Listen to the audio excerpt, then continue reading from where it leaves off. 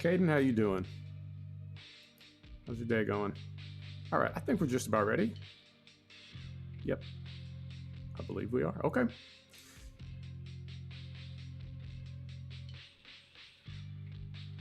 All right. So we're on. Well, we're in a pause menu right now. Let me get out of here. So we are on Purbeck Valley, but I'm gonna wait till we get some people in the chat. Taro, what's happening? I'm gonna wait till we get some people going in the chat because I want to ask you how you want me to do this. So we're on Purbeck Valley right now, and I can tell you, well, while we're waiting for the fam, I'll tell you what's going on with Purbeck Valley. So last episode, you remember the hay debacle. You remember how that went? I mowed. Not going to rant about games today? I mean, I might. Or you mean you're not going to rant about games today? I can never promise that I won't rant. I've been known to rant. So let me see. We mowed field 7-7 last episode, and then we tedded it, and then we waited 2 days. We stood up here in the driveway, and we waited 2 days for it to turn into hay. It never did. I thought maybe it was hay, so I rented a baler. I leased a baler, and no worries. No worries. I leased a baler, and I started baling, and it was still dry grass. But it is, let me see, it's the 6th day of spring, and the way with seasons now, the way, if I remember this properly, with grass, it always keeps one layer of fert, right? So if we go back here, here. Oh God, this is different now. See precision farming. All right, this is different already. Back in the before times, in seasons, grass always kept one layer of fert, right? So right now, this grass is harvested, but it's got one layer of fert. If we put a second layer on it right now, then when it goes to green, when it begins growing, we can put a third layer on it, and then from there, we'll go to orange, and then we wait till it's dark orange, and we get the double harvest, whatever, 190%. But it's the 6th day of spring, and I believe it's going to grow because everything in seasons happens in thirds, right? So we're on 9-day seasons, so that means things happen on the 4th day and the 7th day. I wanted to get all this grass in before tomorrow, the 7th day, so if it did grow, we wouldn't lose the opportunity to get that second layer of fert on, and then that's going to lead to a third layer of fert. HM Agra, how you doing? I think, yeah. Oh, and I think it does, because if it's, I don't know how well you can see my cursor, but if you go with the light gold, like all these fields over here are this sort of light gold right now, I think that is like 2/3 or something, but if you wait till it's the middle one, the orange, then you get more grass. I think. I've always done it that way. So what I did was I mowed all those fields, and here's something funny. So we sat over here, for like 10 minutes, we just sat here watching time go by, waiting for this to turn into hay, and it never did. So I leased mowers again. I cut field 40, and when I got back to field 7-7, it was hay. We only needed to wait like another 5 minutes.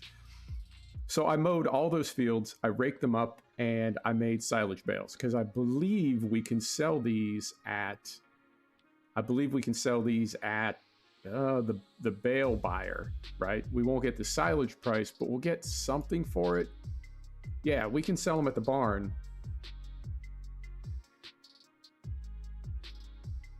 I don't know. I mean, I know it was 15 maybe or 17 where you could harvest maize as a green crop.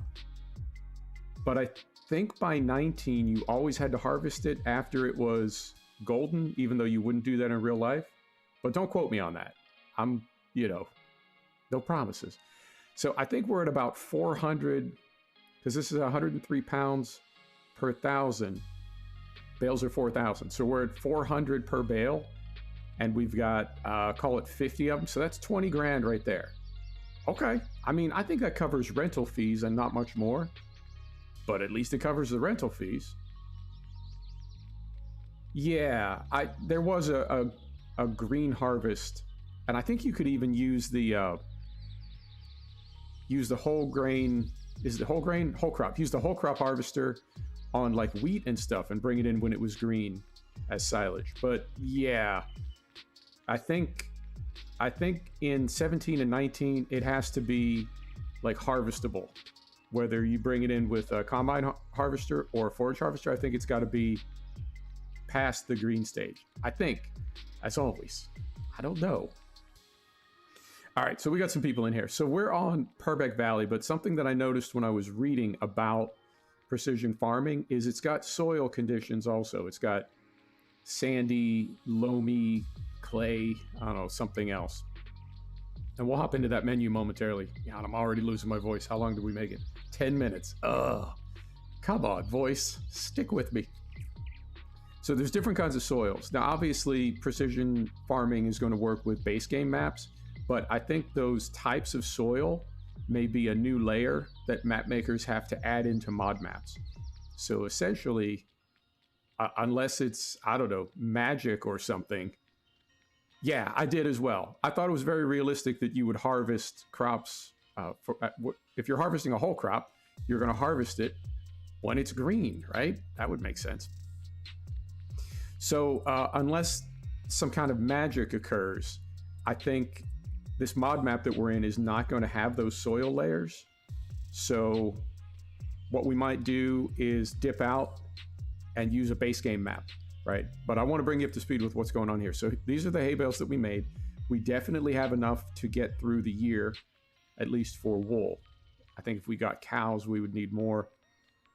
This is all put away. You saw the silage bales. I moved my wool, so the spawn is open now, and these are spawning. And now we've got these fields here, right? Right here, we've got fields 4-0, 7-8, and 7-7. And if we want to, because this is gone now, we don't have, I don't think there's any way to see fertilizer or lime now. I think you have to go to the precision farming menu. So what do you think? Do you want to stick in Purbeck Valley, or do you want to dip out to a base game map and see precision farming like in the state that the developers intended us to see it in? Discuss amongst yourselves. I'm going to have some water.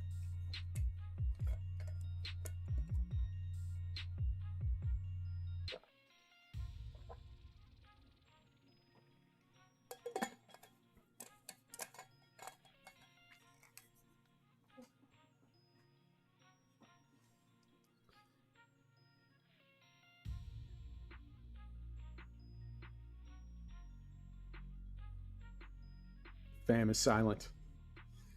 All right. I'm really conflicted because you saw the thumbnail. I did fire up a base game map for that, and with no mods running, because I disabled all mods, right? I figure if we're going to test it, let's test it with no mods, but I don't know. What are you thinking?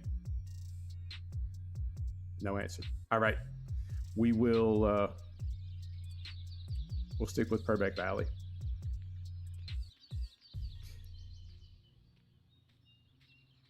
So we need to, there's two things that we need to buy. One of them is here, and it is it miscellaneous? Thinking it might be. It is, I don't know where it is. There it is. Really? 17 grand. All right. F this. We're going to a base game map. We're going to do a test map before we start spending like 20,000 pounds. We're going to go to a test map and try it out there. So we'll go career. We'll go here. We'll go here. We'll go here. Here. Deselect all. And let's just run. Let's run this. And let's run. Let's just run Giants DLC. And I don't know how long we're going to be in this test. We may just spend a few minutes and then hop back to Purbeck Valley, or we may be in here for a while. So let's get that going. Anything else? Cotton. Famous German cotton. Kverneland. And what are we looking for? Precision Farming DLC. I think that's all we need. Yeah. I think that's it. All right, here we go. Yeah, the soil type, Man, I don't know. When I first saw precision farming, marketing, right? A little bit of PR. We picked Ravenport. Oh well. We'll just go with that one. Here we go. All right. So I think right down here, we need to plant one of these. Oh, before we do anything, let me go here and swap a few things over. We'll leave time on. We need to turn that off. I don't think we'll be playing long enough to need this stuff, but we'll turn it off anyway. All right, so we'll save all that.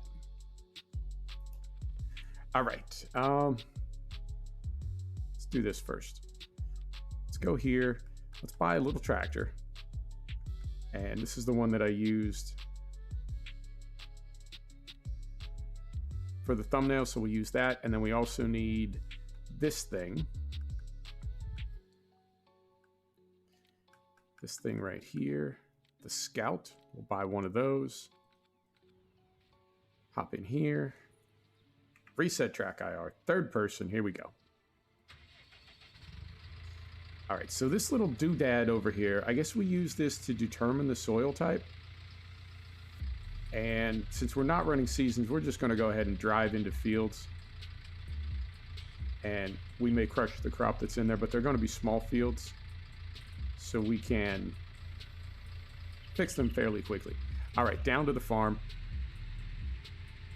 And I don't know why when I play this map, I always start with that little area down at the end of this road here. All right.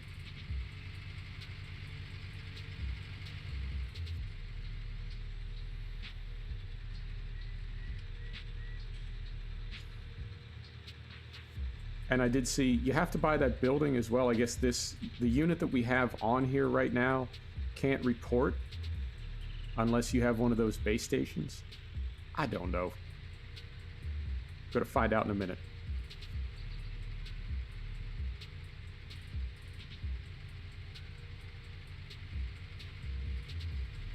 And yeah, I mean, these fields here,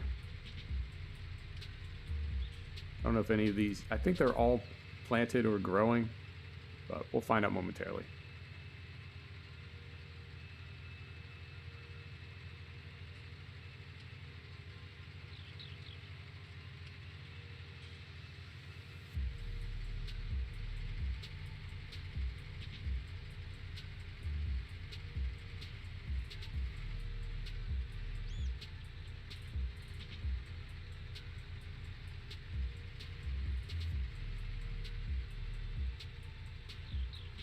All right, so from here, I mean, we're not going to build a farm. Let's just plant one of these things. Owen, what's happening? Right over here.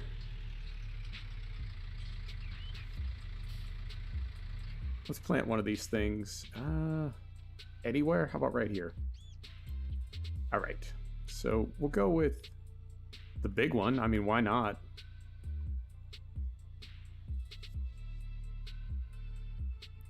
This station provides your vehicles with a better GPS signal. This helps your AI helpers to drive more precise and do their work faster. Which recording program I'm using? I'm not using a recording program. I'm using XSplit to stream. Hang on. Before I do that, let's do this. Moment. How far down is it? General. Production. Sugarcane. Money. Precision farming. Here we go. All right. This precision farming mod adds more realism and aspects of real farming into Farming Simulator. The main focus is on different soil types, which influence the growth of crops. Yeah, I'm thinking that means map makers are going to have to modify their maps. They're going to have to mod their mods. The mod adds an overview map, which is dedicated to new, more detailed information about the soil at specific spots on the map. This map can be accessed via the tab next to the world map in the menu. So that is this one. All right. Currently no soil samples to analyze. All right. And this is, oh, okay. So it's not, well, it says everything is loam right now. Either that or it's just reading blank.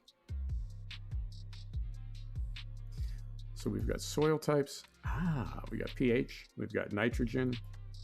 We've got yield. Fascinating. All right, where are we? We're down here. So while we're here, let's buy this land because we are going to need it. So we'll get this one. We'll get this one. Oh, all right. This is new. I was looking to the right, look to the left, and so we do have some information here. So we've got sandy loam 71%, loam 28%, silty clay 0%, expected yield potential about 106. Okay, so that's new for one thing.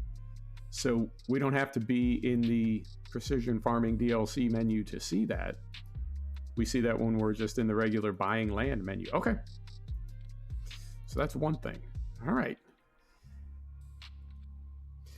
All right, so now we're going back here now. We're still learning. All right. This EIT food activity has received funding. Don't care about that. Don't care about that. Soil types. Here we go. This mod divides the ground into 4 types of soil. Each individual soil type has its own characteristic, which influences the crop growth and ultimately the yield amount. Therefore, every soil type needs a special treatment to get the maximum yield from the field. All right. Yeah, Taro, I typically, well, when I was recording videos and then editing them and uploading them, typically a raw file for me would be about 10 to 20 gigabytes, and my uploaded file size was between 5 and 10 gig. So fortunately, I've got super fast internet, but yeah, massive file sizes. And that was at 1080p 60, 45 meg for the bit rate. All right. We're back here now. Okay. Soil sampling. That's this little guy we've got on here. To determine which soil is located where on the field, you have to analyze the soil first. This can be done with a soil sampling device such as the Isaria Scout, which is available in the shop. Yep, we got one. Drive to multiple spots on the field with the soil sampling device. Take numerous soil samples until the field is fully covered dark red on the soil map. That's right down here. This color indicates where samples have already been taken. After that, you can send the soil samples to the laboratory for analysis. A few minutes later, you'll see the results on the soil map. Additionally, you can also see the pH and nitrogen map. All right, so here's pH. This is like right down here, pH and nitrogen. This is, I have to say so far, a little bit disappointing. I thought this was going to be more comprehensive, but I think you're just determining how much lime to spread. But there's not, it's still just lime and fertilizer, right? The 2 types that we already have in the game, we still have just those 2 types. So next to the soil map, you can find the pH value map. This indicates the acidity or basicity of the soil. The pH value should always be in the optimal target range, depending on the soil type. Doesn't mention anything about crops. So I think we're going to use the same values for all crops, and it's based more on the soil type than on the crop that we're growing. Okay. Target pH per soil type, 6.0, 6.5, 6.75, 7.0. Okay. pH value can be increased by liming the field. This is recommended every 3rd harvest. By default, the lime spreader automatically adjusts the application rate to the rate required to reach the optimal pH target level.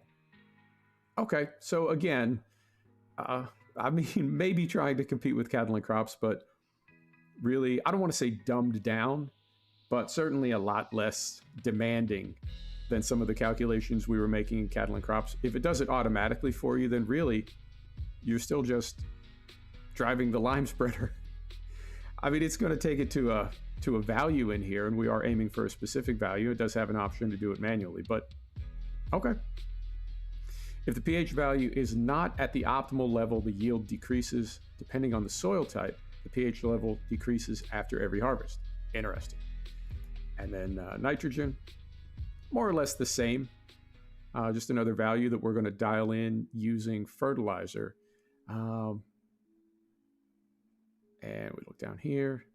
Yeah, the nitrogen level can be increased by applying either fertilizer or manure. So it's just the chemistry that we have now is what we're going to use to balance the fields. Okay. Slurry or manure will increase the nitrogen level by a fixed value depending on the soil type. It is recommended to do this before preparing the field for the next sowing. Fair enough.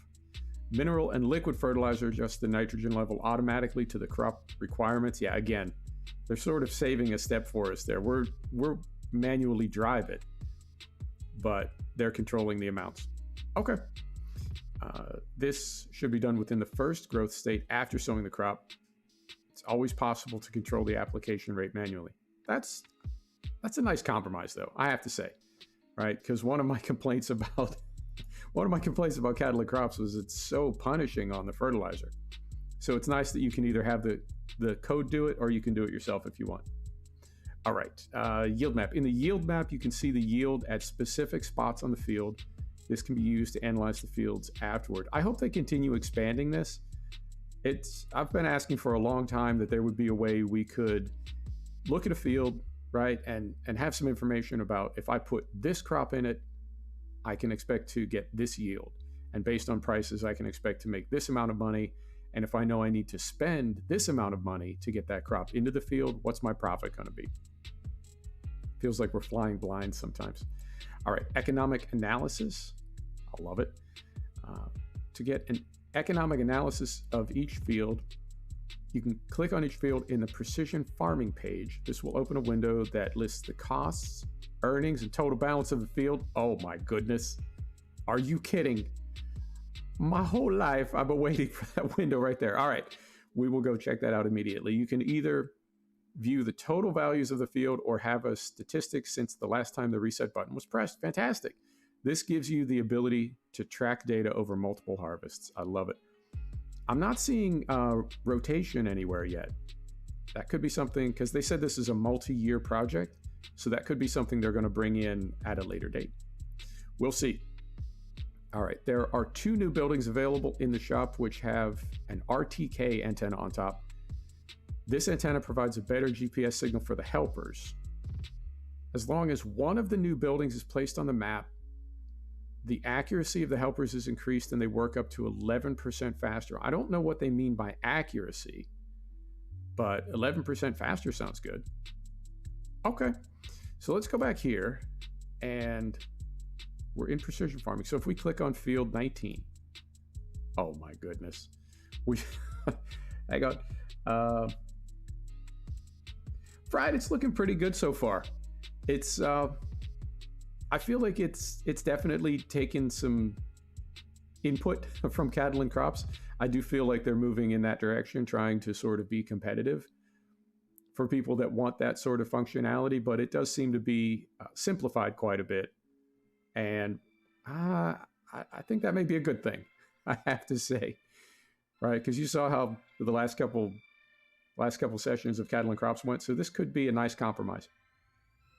So we've got soil samples, we've got lime, mineral fertilizer. I guess this is what we've applied and what we've spent. Okay, I mean, a forecast would be nice, but in the meantime, I'll take this. This is not bad. Yeah, and you know what? That's one of the things that I love about capitalism is competition. You know, Giants has really been the only, I can't really say realistic, but it's been really the only farm simulator for many years. And I don't know, when you got a monopoly, you get complacent. So it's nice to see maybe they're getting a little kick in the ass. And then we get vehicle maintenance, AI helper fees. This is very nice. And we do have yield to cost. Interesting. Total cost, total earnings. Very nice. And then we can see total values since reset. Interesting. Okay, so it does maintain that. It does keep both values in there. Very nice. Okay, let us try to figure out how to use this thing. Well, let's plant this building down here first. I don't think we're necessarily going to appreciate it because we won't have a lot of AI workers. But let's plant one just the same. So we'll get one of these going, and let's do this one. And we'll just put it right there. Bam. All right. Very nice.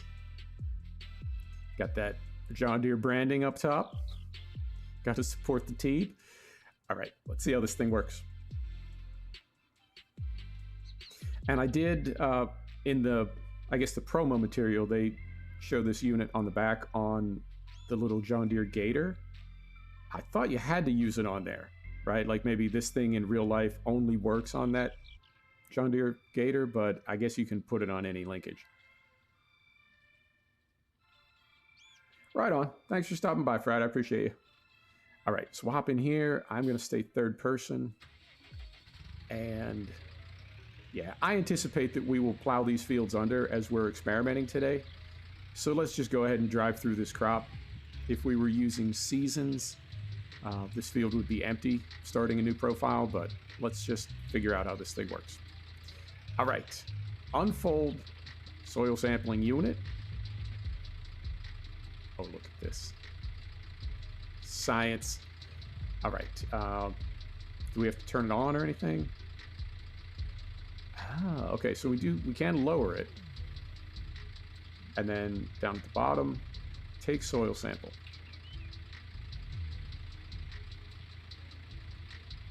And then send soil samples for analysis. So left button Y. Okay. So if we look at the map now, John Mark, how you doing? If we look at the map now, I mean, we'll be able to figure it out sort of based on the crop that we destroy. But is there? Ooh, Hank, thank you. So does that? Ooh, look at this. Oh, it's only when it's mini. Okay. So does that circle represent the sample that we just took? Because if it does, we don't... I was thinking we had to go all the way down the center of the field, right?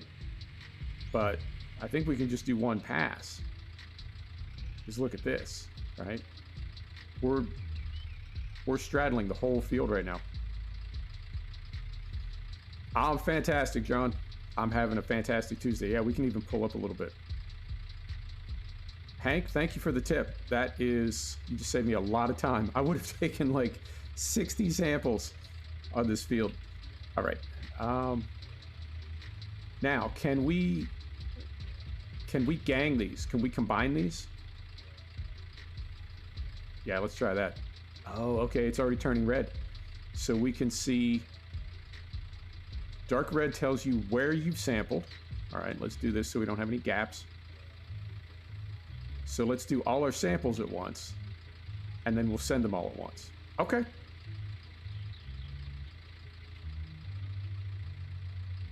Beautiful. When I saw the image in the menu that we were in, I think they were on a much bigger field. I had no idea we'd be able to cover a whole field with just a few samples. This is very cool. Okay.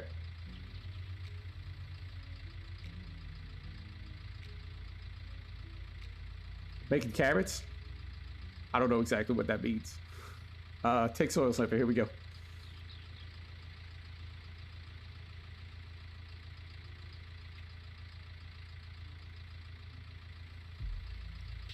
This may be, we'll need a little bit more data. We'll need a little bit more information, but I think this might be the perfect compromise of like functionality and ease of use.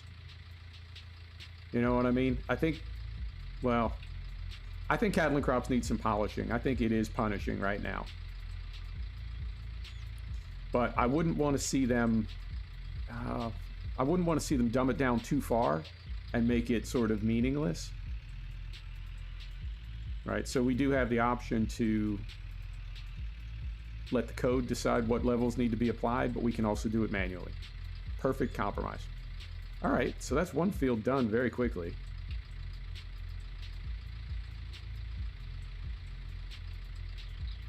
So let's do this. Lift this thing up. I'm gonna Fold it. No, we don't need to fold it. We're going to keep using it. Let's pull right down here off the field. Right here somewhere. And let's get another little tractor going. Let's get something from a DLC going. Where we at? We got Class. Looks like just Class. 200 horsepower. Yeah, that'll do. That'll do. All right, so we get one of those going. And we get one of these going. Right there. All right. And we get one of these going.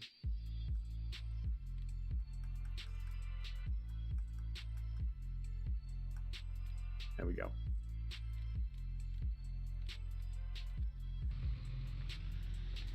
Is everything still up? Yep, I can't. Yeah, I think this might be.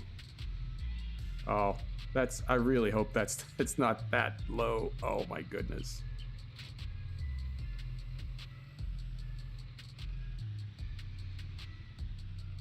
Are we back up?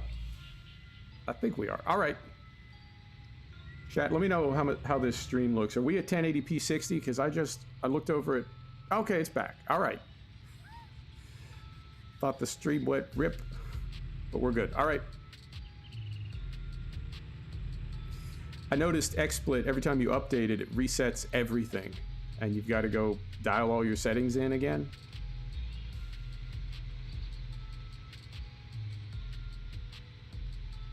Carefully. And when I looked over, my bit rate was like 700K instead of 6,500. But I think we're good. I hope we are.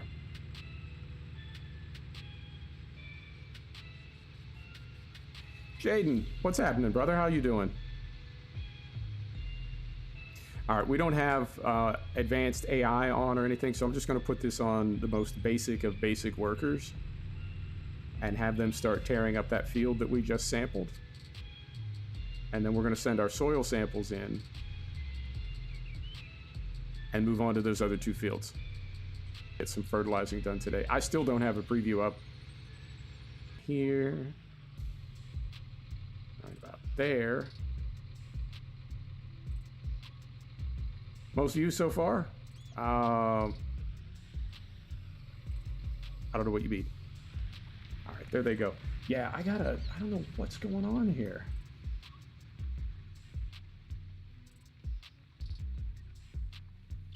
Yep, I can't see a preview at all.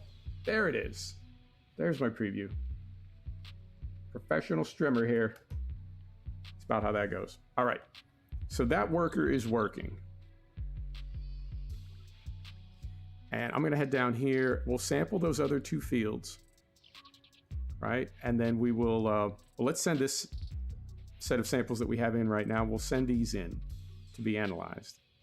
And then we'll go sample those other two fields. And then I think we're done with the soil sampler for today.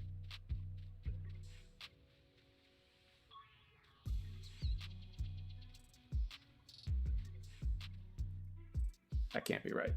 Hang on. That can't be right. I'm looking at my preview now. Pop back up, and it is. What do we got here? No, we're good. God, I looked over at my preview and it was 144p. Struggle bus all day. All right, here we go.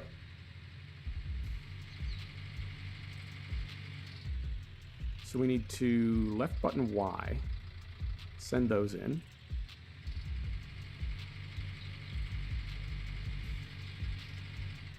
Oh wow, I just saw the top right corner. That cost us 500 pounds to send those samples in. Oh, that hurts. All right, I think we're in the middle enough. So we'll pull over here a little bit. I'm watching that green circle in the mini map. So we stay sort of right over the center of the field. We'll lower that and do that.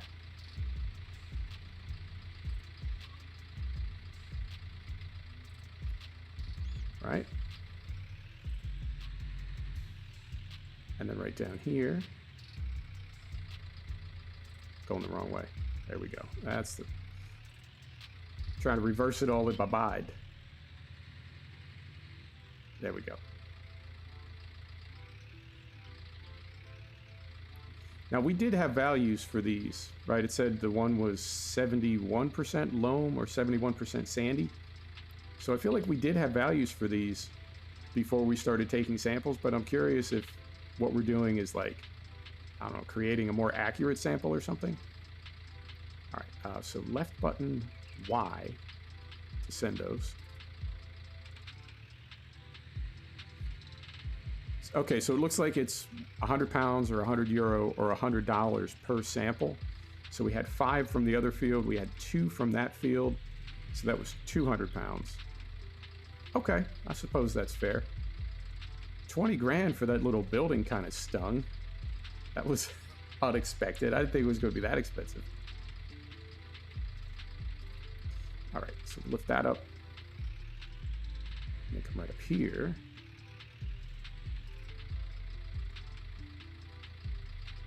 Right. Take a sample.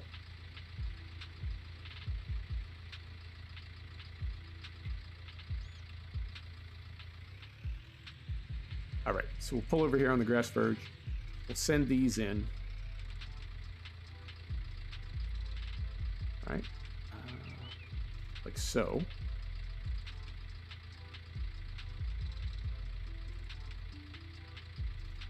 Are those sent? Left button Y. There we go. Now they're sent. Okay.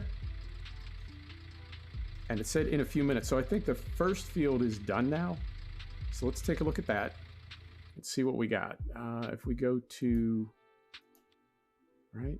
So we want this field right here.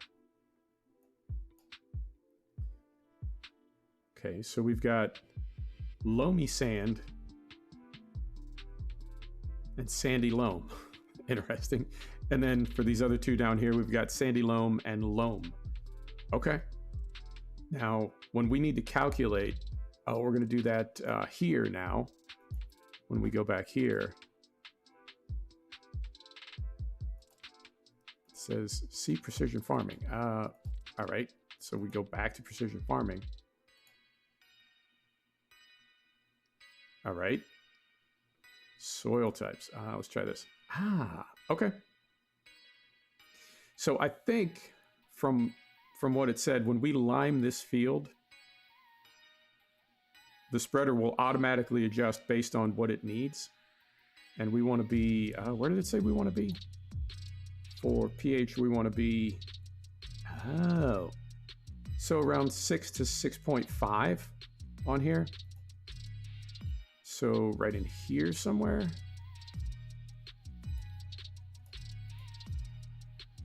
Interesting. Okay, so we need a little bit right there, but then the rest of this field is pretty good. Okay. And I guess it'll adjust that and do that automatically. All right. Figure this out. So let's drive back to the store. What kind of horsepower does this thing have? 102 horsepower. Can we get a little spreader small enough for this thing? I think so. It's probably small enough.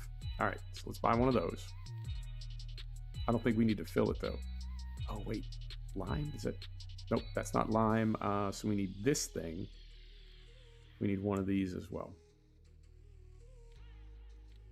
Okay, and we are just spending money like a lunatic because we don't, it's a test profile. We don't need to worry about this save. But I'm sort of glad we're doing this now instead of doing it on Purbeck Valley.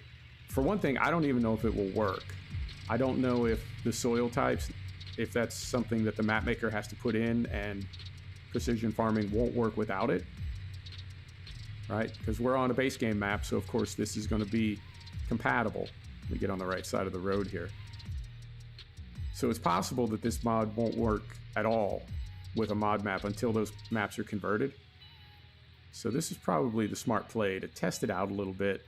And wow, the steering is so sensitive.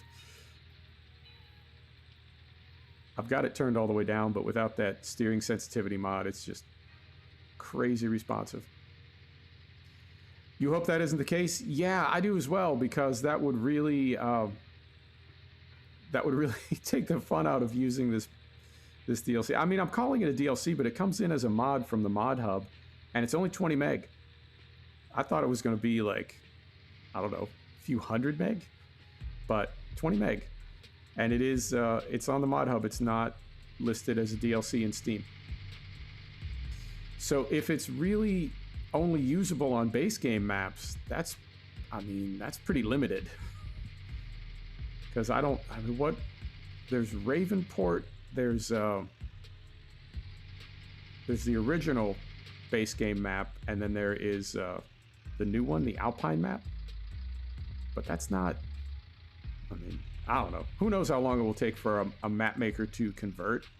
Could be something they can do in 20 minutes and have it up on the mod hub later this week. Could be something that takes days or weeks. You never know. All right. So we'll drop this thing right about here. All right. Just leave that in the parking lot for somebody else to deal with.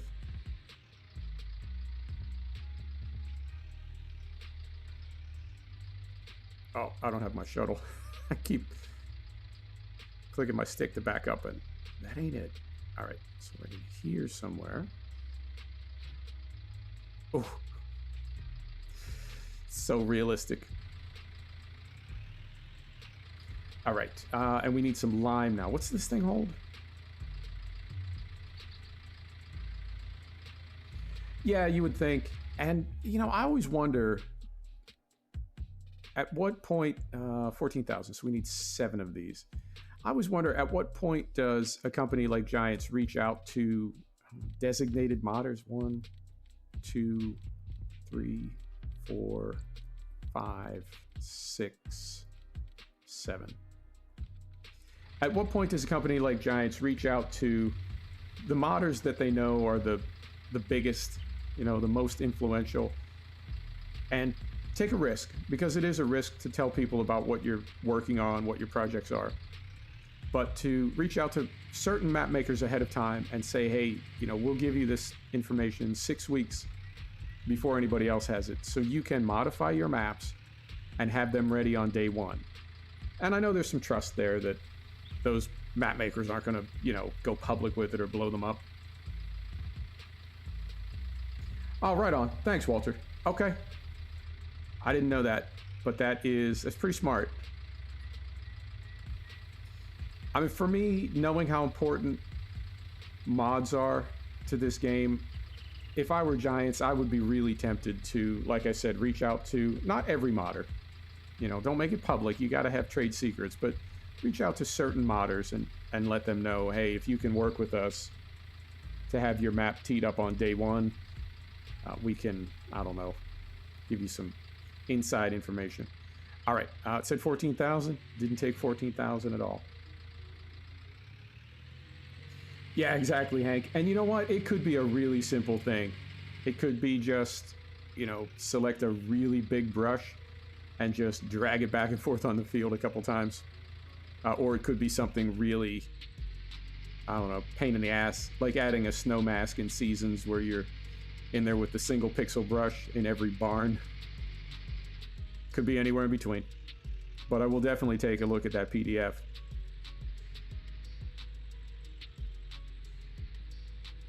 I mean, so far, it seems like, right, because we got to be fair.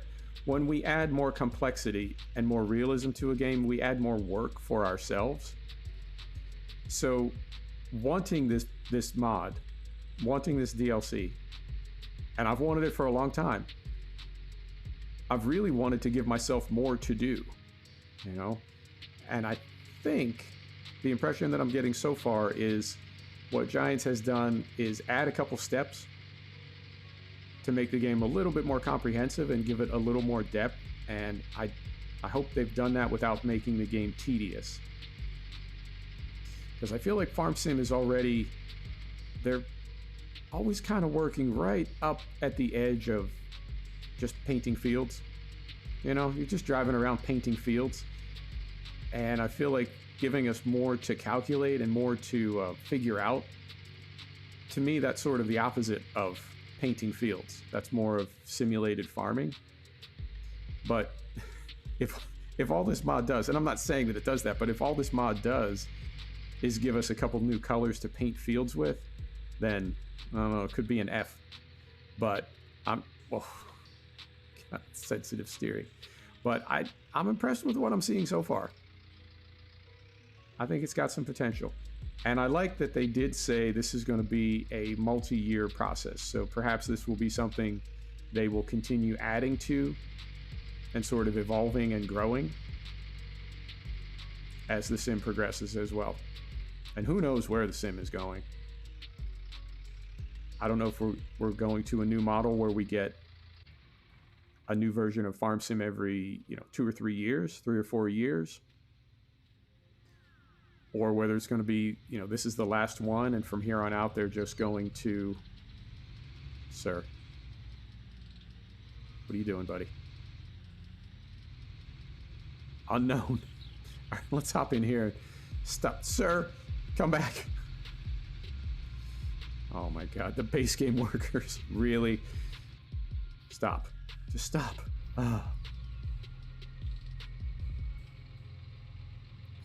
Yeah, I agree, Hank. I think the way that we play games now, not just Farm Sim or anything like that, but the way that people game in 2020, I think you always have to make your game... anybody playing it needs to be able to tune it to exactly the way they want to play it. And I realize that may be more work for developers. And I think some developers are even, I don't want to say offended by that, but that they have a vision of what this game is supposed to be like, and they have a vision of how people are going to play it, and that's how you're going to play it. But it's not that way anymore. Everybody plays games differently. We're sort of spoiled, and developers have to know that. So to make a game that is everything from sandbox to ultra realistic based on what options you select and how you set the game up, I think that's just, it's kind of expected. Walter, I think it's unbelievably difficult. I think that's what's going on with AI, because every time I struggle with an AI worker, it's like, God damn it, can't somebody just make this work? And the fact that nobody, right, like no developer, no modder has really ever been able to sort that out. Cattle and Crops is really comprehensive. It's really sort of aggressive in the way that it handles its AI, but it's not quite perfect. I think it's just a really complex tasking for code. And that's why nobody's been able to figure it out. All right. So we've got, I made the menus very small in the main game menu, and I can't really get back to it. But up there in the top corner, top left corner, at the bottom of that menu, we've got pH value lime application, no values detected yet. Is this going to give us a value when we pull onto the field? I'm not going to turn it on yet. I'm not going to turn the spreader on. I just want to see if it populates once we get the tractor onto the field. No, it does not. If we turn it on, I'm concerned that it's going to go buck wild. You want to risk it? Yeah, it's a test profile. Let's risk it. All right, so we turn this on. There we go. All right. As soon as we turned it on, it did populate. Well, slow down a little bit there. Easy Pete's. All right, that's better. It auto-selected 1.75 tons per hectare. But remember, the top corner of this field was a slightly different value. So I want to see if that... Yeah, it just did. Okay, it just dropped down to 0.88, so about half of its original value. I know I'm driving all over the field here. I'm trying to look at that little box. So it is adjusting in real time, which is very cool. And I guess if we were doing it ourselves, we would need to be making that calculation.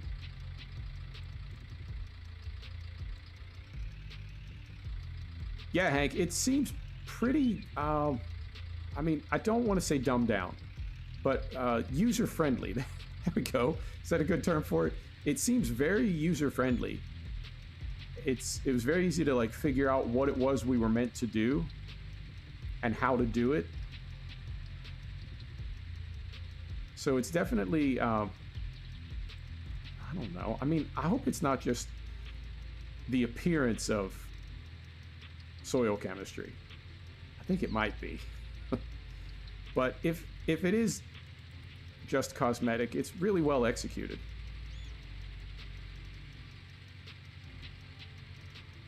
Yeah, no complaints so far. And it is free, you know, but that can cut both ways sometimes, because devs will sometimes make a really bad offering and then tell you, well, you can't complain because it's free. And I can always complain. All right. So pull right in here. And I think we've got, looks like two more lengths here. Okay, and it's back to 1.75 tons per hectare.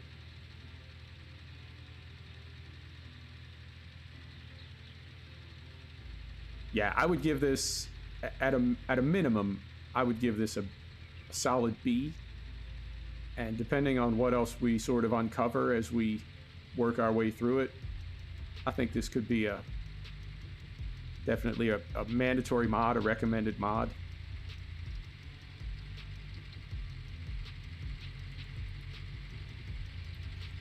All right, let's go up here. Don't hit the tree.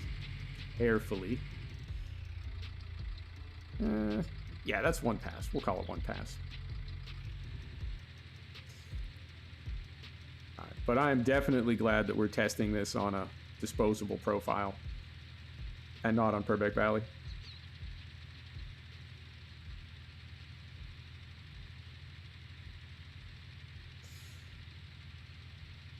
Hank, is it still going to cap at 200%? Because I know we're at, what, 30, 30, and 30 for fertilizer, plus 10 for the plow buff. So you can get a maximum of 200%, and then you lose 30 if you need to lime and don't. So are we still at a maximum of plus 200, do you know offhand? Or can we go higher than 200 now?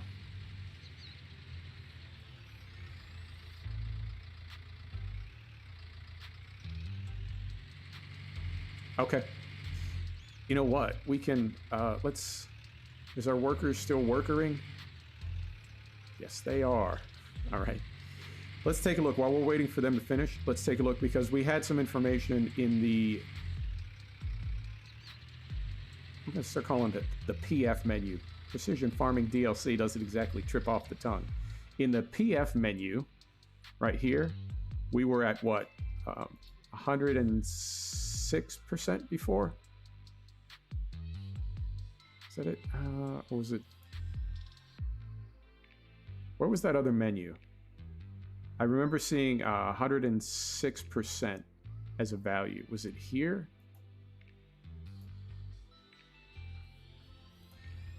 I'm trying to think where did I see that? It had to be here.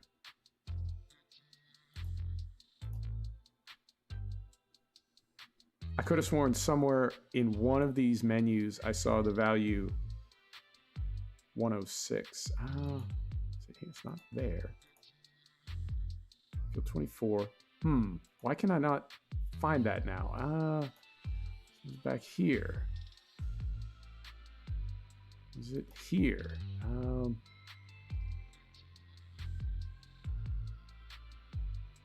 Soil types. Yield. Yield. Interesting. No value for yield yet. But it does, this is really nice here on the left to see how far in the hole we are. So minus, I'm sorry, I thought this was 2, like a ratio of something to something else, but this is tons. Okay, so 1.6 tons. Now minus 67%, what does that represent? I don't know what that number is. Okay. Clear yield. don't know what that means. Soil types, pH, nitrogen, yield. Unknown. Okay, I know somewhere I saw 106%. But I'm not seeing it now. As we go, was it here?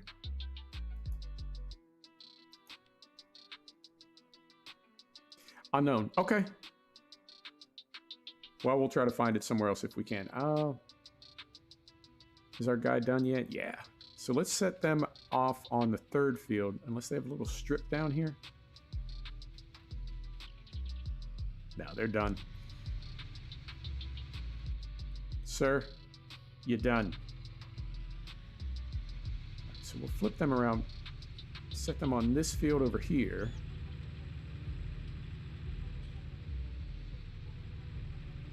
And I am driving like a lunatic. I know I would never drive this way. Believe it or not, I would never drive this way in a proper save game, but this is a test. All right. So off they go.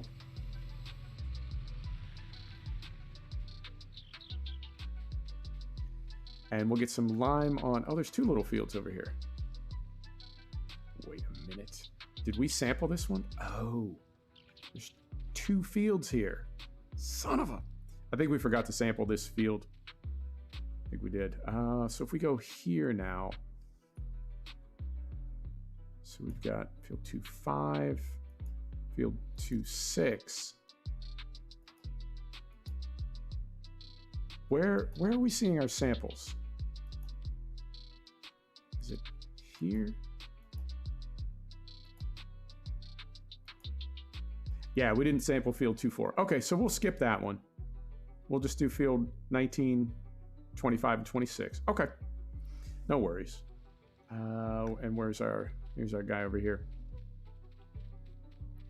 And then I think from here we can go, you want to do liquid fertilizer? Because we spread a lot of, I'm missing a tractor. There it is.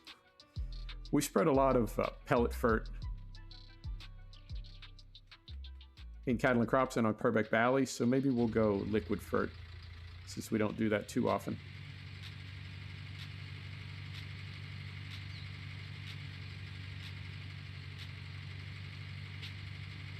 All right, so far I'm impressed.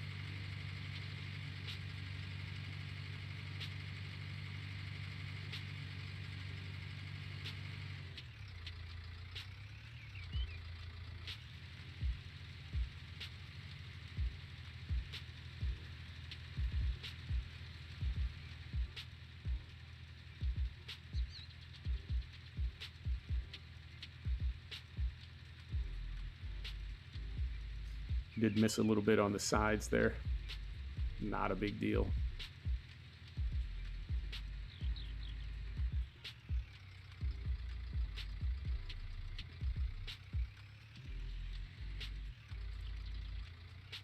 Should have thrown a front weight on here.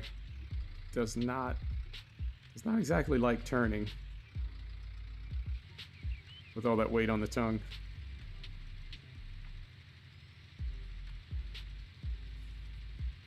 I will take a look. I've got the extended field info mod running on Purbeck Valley, but I think this is just our basic box.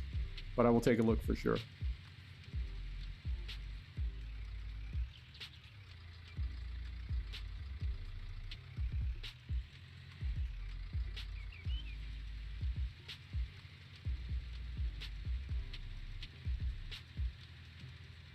And I think if we do this quickly enough and we accelerate crop growth, I think we may be able to get a harvest in this episode. I mean, it's going to be really accelerated. We're certainly not playing like career mode season style. But just to get an idea of how the whole process works beginning to end. And I think, Hank, I'm going to take a look. When we hook up our broadcast spreader, oh, we already rented one. Well, it doesn't matter. We're going to throw away this profile when we're done. When we hook up either the broadcast spreader or a liquid spreader, I think that's when we're going to get that. Like right now we have the pH bar. I think when we hook up to a different type of implement, will have the nitrogen bar.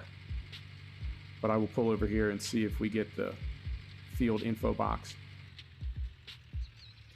All right, so that's right there. Turn that off. Interesting. My HUD is at 50% scaling, so it's really hard to see, but down in the lower right-hand corner for field info, it says pH value perfect, 6.5, 6.5. So now we did have the AI sort of calculate that out and do it manually, but we could have done it ourselves, I guess, if we wanted to. But when you let the AI do it, as you would expect, it does calculate it out perfectly. Take a look at this one. Yeah, same thing, 6.5 over 6.5. Okay. So our class is driving very, very fast with the subsoiler. I think they're going to be done momentarily. And we'll get some lime on that field. And I think at that point we can get rid of the subsoiler and probably put a little drill on the class. Yeah, we'll do the rest of our fert with this little, is this a lint? I don't even think I looked when I bought it. Lint? Linder? Lintrack. Yeah. Lindner. There it is. Oh, I'm really scattered today. I don't know if you could tell. I had mouse problems earlier, right? When I was, because I had to do all that mowing and baling on Purbeck. My camera kept flipping all over, and Courseplay would open randomly. I don't know what was happening. I thought it had something to do with this mod. So I deleted my input binding file. I did everything that I could think of to try to sort it out. And I have a wireless mouse, G602 wireless gaming mouse. And I think my neighbor got a new router or something because I'm in a condo.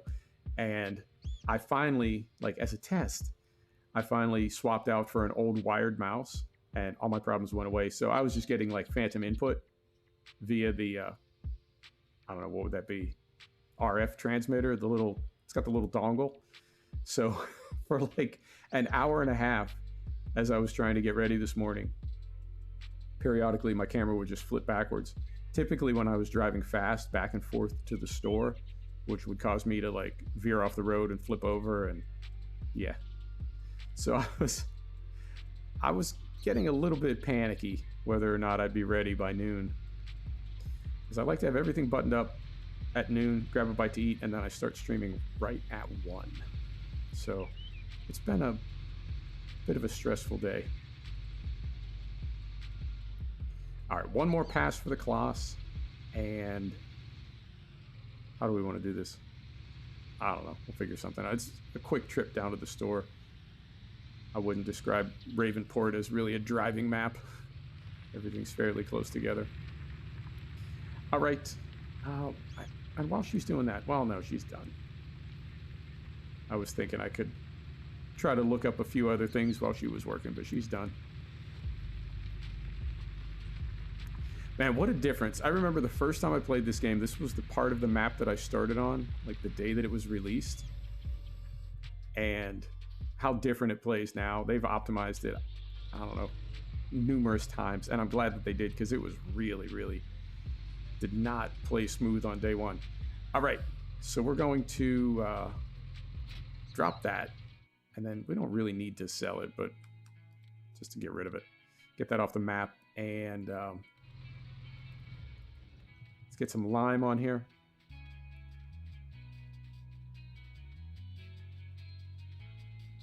And then we can get rid of this as well. We'll take a loss, but test profile.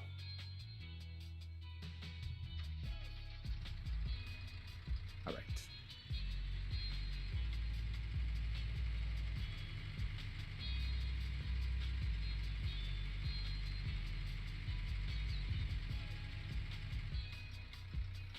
And we'll go cruise control. And then spray on. So this field is 2.63 tons per hectare. So not quite double what we were spreading on the other side, But it does give you, in the middle there, it does give you kind of a goal marker. You salute me. Well, thanks, man. I appreciate that. I don't know if it's all that, but I appreciate you. In the, whoa, easy. In the top left menu there, it does give us, I guess if we were doing this manually, it does give us kind of a progress bar with a little checkered flag. So if you were adjusting your values on the fly, I think that would be what you would want to do, right? Like use that little progress bar in there to determine whether your spread rate was too high or too low. I mean, in a field this small, I think if you were off on your calculations, you would have, I don't know, you'd be, I mean, one length is a quarter of the field, so if you were off by a little bit, I don't think you'd have a lot of opportunity to fix it, but on a bigger field, maybe you could continue to adjust up and down. All right, and then right down here.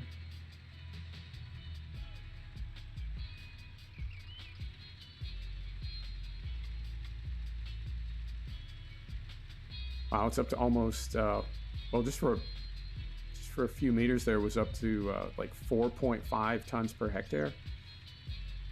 So yeah, on big fields, I think with different values and with a lot of lime to spread, you could go through, if you had the wrong setting on, I think you could use like twice as much lime. It's not that expensive, but you never want to waste money. All right, so we'll drop this, and then just to keep things clean, we'll sell it to get it off the map. We won't need to lime again today, so we'll sell that. I know it's full, but we'll sell that. How do we want to do this? Let's get this thing on.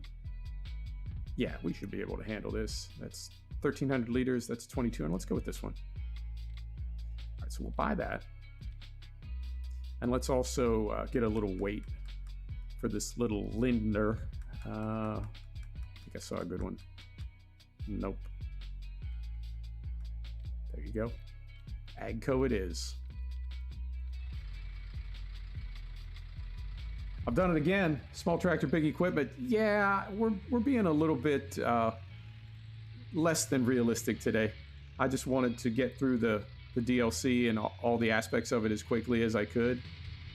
And I've been using equipment from the Alpine pack a lot because I really do like that pack. It's got a lot of, I don't know, the equipment's sort of novel, you know? But I forgot, I got a broadcast spreader because I'm used to the modded one that lets you throw lime as well. And it was only afterwards that I realized we would need to use that great big trailed lime spreader. Fortunately, if you're not running a realistic physics mod, the base game physics is awfully forgiving. All right, so we will, how do we want to do this? We'll go load up with FERT. We will make 2 passes on, is it field 19, the biggest of the 3 fields that we're working. And then I'll park this thing up momentarily. We'll hop in the Kloss, drive down here and drive back with some kind of drill on and get that started in field 19. And then we can spread liquid FERT on the other 2 fields, get everything planted, get everything drilled, and then accelerate time and get our crops grown up and harvest them.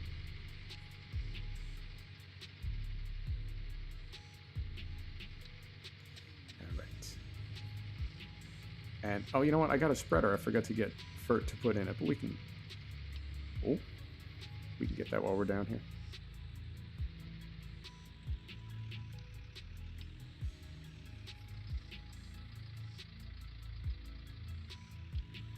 They've added a factory in the game as a sell point. What do you mean? They added that with this DLC?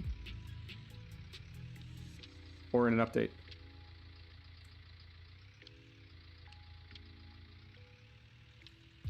Oh yeah, this is an awfully small tractor to put this thing on.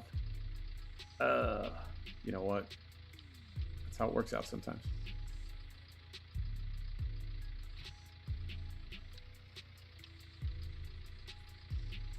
Room back there? Yeah, we got some room.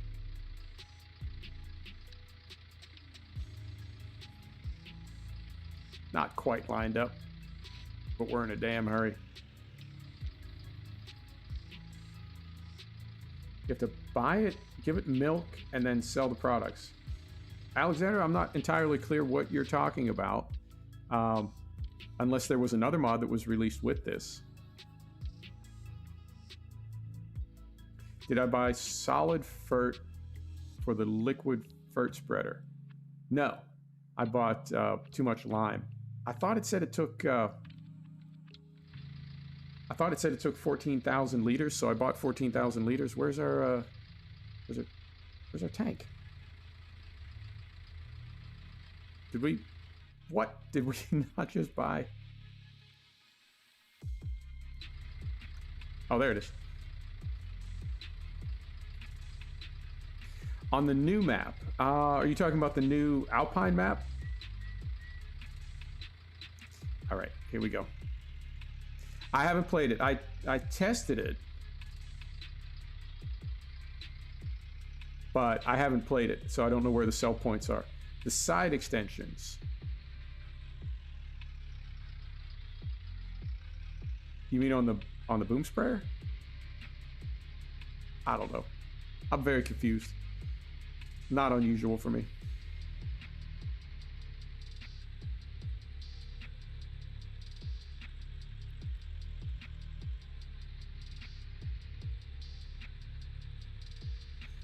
All right, so I think we can get that field done in 2 passes. Carefully, easy. Always driving too fast.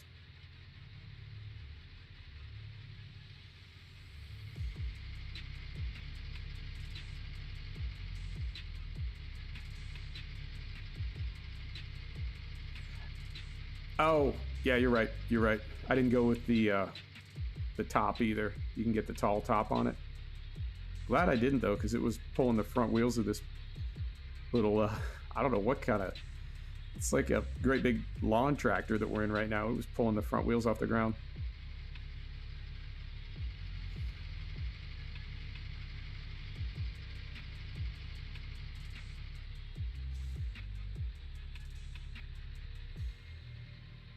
This map always...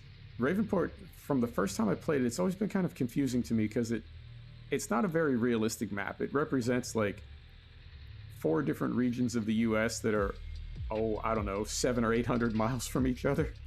It's not super realistic, but it is kind of pretty in its own way.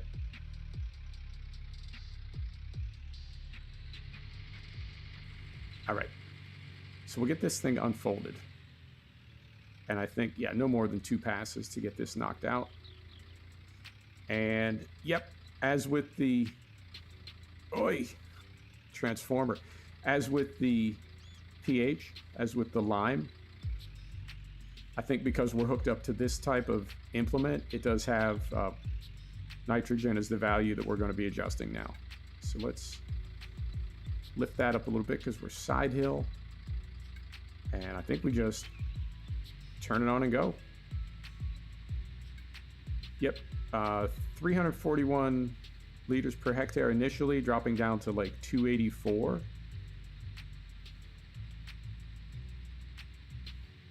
Okay. Oh, so that middle value, yeah, I feel like, I mean, it could be that it all draws inspiration from real life, but I feel like this DLC is really influenced by some of the things that they're doing in cattle and crops, because that little marker in the middle, I don't know if you can see it, but it says plus 100 kilograms nitrogen per hectare. So it's really, it's got the same sort of mathematics, which I get that that's how these things are calculated in real life, but it's a very similar notation to how it's set up in cattle and crops. So I do have to think that this is a response to cattle and crops. And I don't mind. I don't mind at all. Let me see. This is going to be a little bit ugly, but you know what? That's the way things work out sometimes. All right. So we turn the spray on. And we're going to get most of this field. But with the width of this sprayer, I don't know what else we would do. I mean, if we went with... well, even if we did go with a pellet spreader, It's still got a pretty fixed width. I don't know. And you can't bring in, can you bring in one boom on this? No, you can raise and lower it, but you can't fold one boom. Okay. Well, this field is getting what it gets then. A little bit of underspray and a little bit of overspray.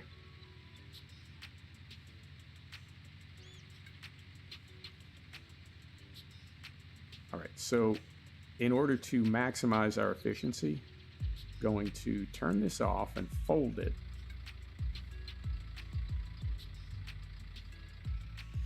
And then let's just stuff this somewhere momentarily. We'll hop in the class, take that down and get a little drill on there. Yeah, I know it. I run it in career, but the only mods that we're running now are Giants DLC. Yeah, Taro, absolutely. I think that's, man, I don't know sometimes who this game is for, because I feel like people that are really into, like, I don't know, the nuts and bolts of farming, that's the sort of stuff that they want. You know, that if you've got a field 60 meters wide, right, and the combination of booms is 24 meters, right, you're gonna have 12 meters left over somewhere. You can either underspray or overspray, but there's no way to divide 24 into 60 evenly. And in real life, you can either cut nozzles or you can fold whole sections of boom up, right? Like if you need to do the edge of a field that has trees nearby, you can't have 36 feet of boom running into the trees, so you can fold one side in. You can do that in real life, but you can't do it in game. And it doesn't seem like it would be, again, I don't want to assume how hard or easy a code writer's job is, but I would assume that you could have an option, right? It's just two animations. You've got unfolding the left side and unfolding the right side. When you unfold the sprayer at the edge of a field, it just runs both animations at the same time, and you end up with both booms extended. But you could just as easily only run one animation and therefore only have one boom extended. It seems simple, and I'm surprised that things like that aren't in the game, because I know a lot of people want them. So we will, I don't even know, probably that Pottinger that we were using on Purbeck Valley. That was a nice one. Well, I kind of want something with the pipe, right? Oh, do you remember the outcry in 17 when they had the front tanks with no pipe?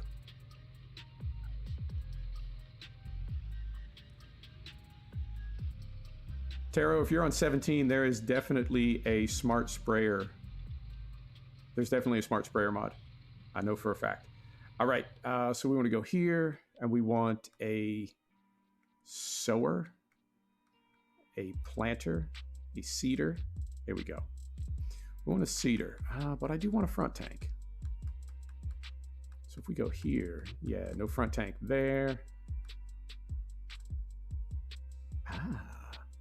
260 horsepower. We don't have that many horsepower. Well, you know what? Let's do this. Let's hop out. Let's just make that many horsepower. We can do that. We'll go back here. What said 260?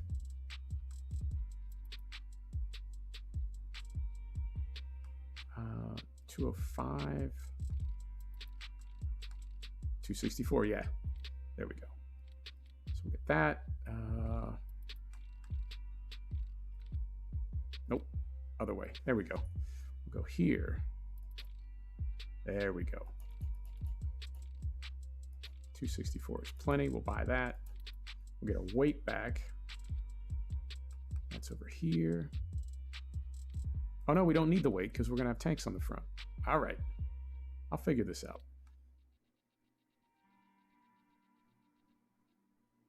So we want this. Don't have enough money. Shoot. Hang on now.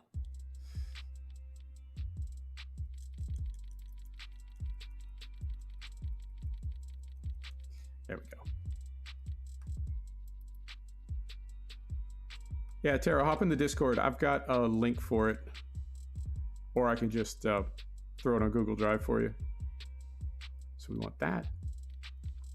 And we want that. All right. There's our rig.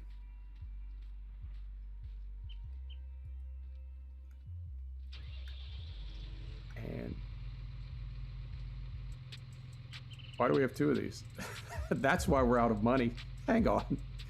Oh, it doesn't matter. It's test profile. How did we end up with two of these?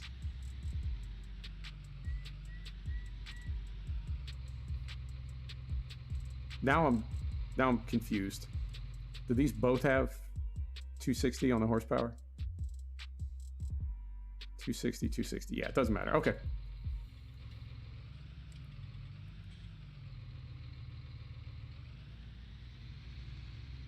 And does this thing fold? I don't think I've ever used it before.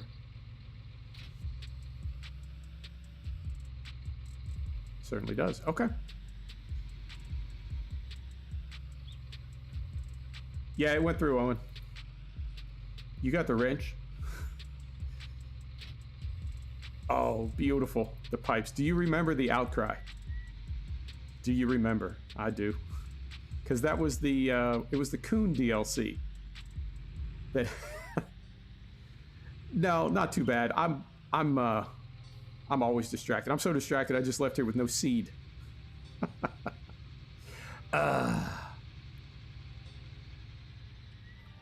So we want let's just go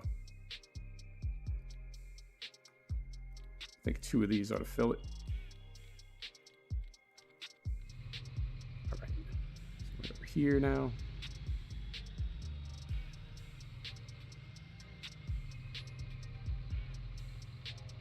Bluetooth storage. I mean, I know what that means, but I don't know what that means. Yeah, you know what I would have done though, Hank? I would have just put it on a worker and told them to buy seed. Right? The quick and dirty. Everybody does that. You know, if you run out of seed, like, just at the end of a field, right? Like half a length to go, you don't go refill. You just put it on a worker. Maybe that's just me. All right, here we go. And what do we want to plant with this thing? Does it matter?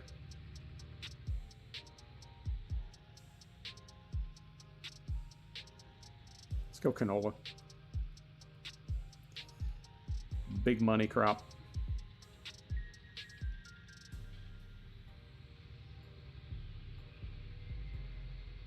Tell you what though, with no mods running, whoa, with no mods running on a base game map, we are absolutely banging on the FPS limiter. I'm capped at 60 and we're at 61 all day.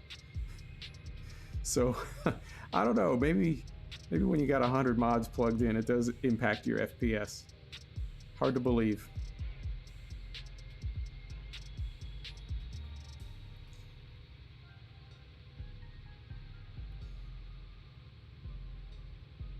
So we'll get this going, and what do we need? We need liquid fert in the other two fields.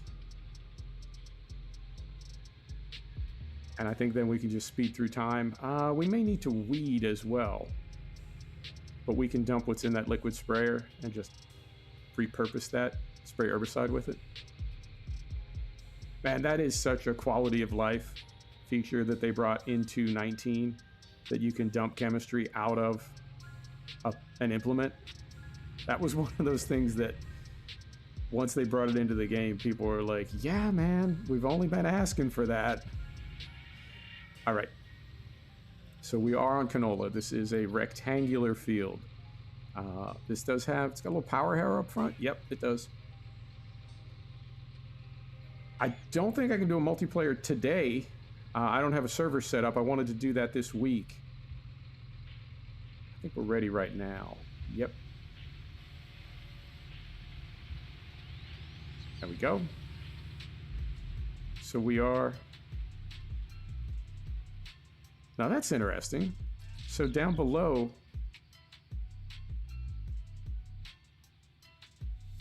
It says nitrogen bad.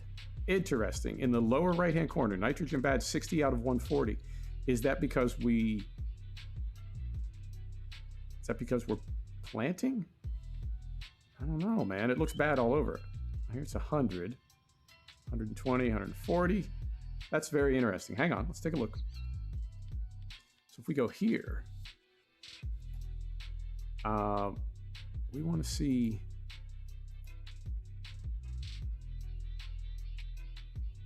That's interesting.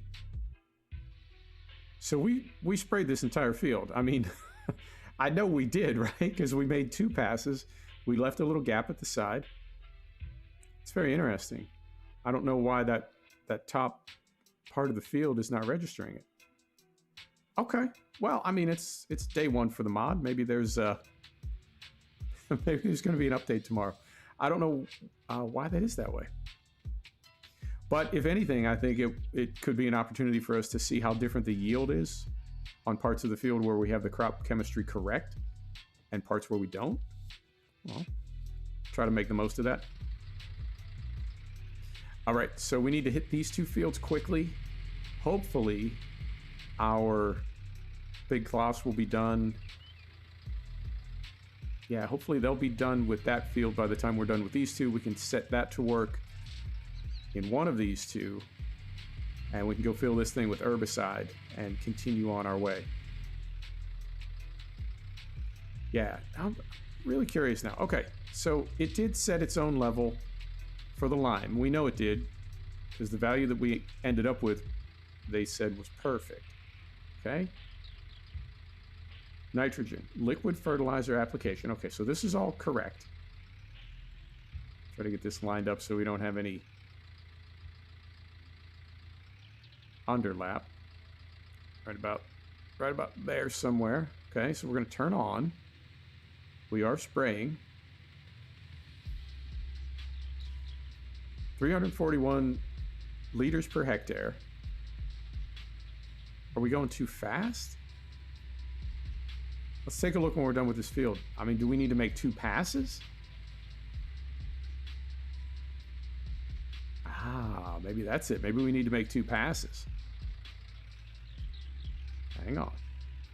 Let's head over here and do one more, and then we'll take a look in that window. I mean, that doesn't entirely make sense because we made 1 pass each direction on the other field. One length is perfect, the other one is completely off. So, not sure what to make of that. All right, we'll take a look in the menu, see if we can figure it out.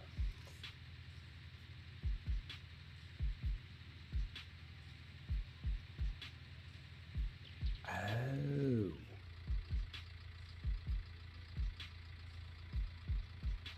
Interesting. In the intro video, they said to use slurry or manure to fert the field before planting, then liquid or solid after planting. Interesting. Okay. Well, I mean, it's not too late. Let's fold this thing up. And yeah, you know what, Hank? That's a perfect way to test it because we've got one field where well, 2 fields now, where we sort of did it wrong. So let's see what happens with the 3rd one if we do it right now. Where can we get, I don't have a mod running where we can buy slurry. I don't think we have an option to do that anyway. Yeah, because we don't own the BGA. Yeah, I don't think that's an option. And I don't think, without a mod, I don't think there's any place where you can buy slurry or manure. Okay, well, I mean, I saw that, but then I forgot it.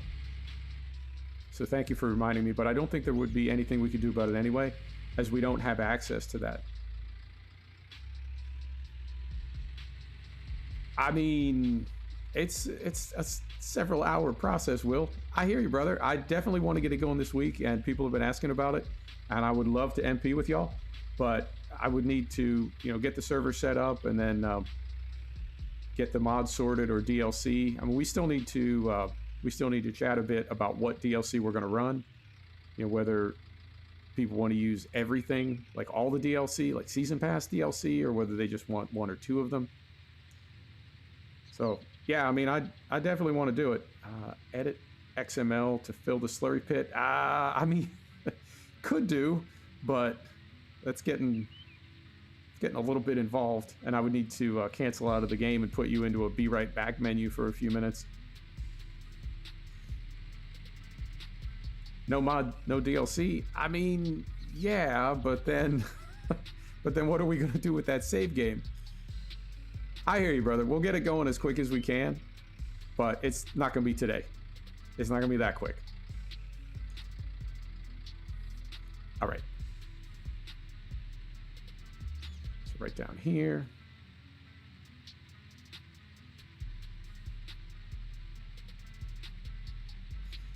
I think, yeah, it would be quicker for me to just keep the game running, go back to the mod menu, and put on the slurry purchase point mod. That way I wouldn't have to quit back to desktop.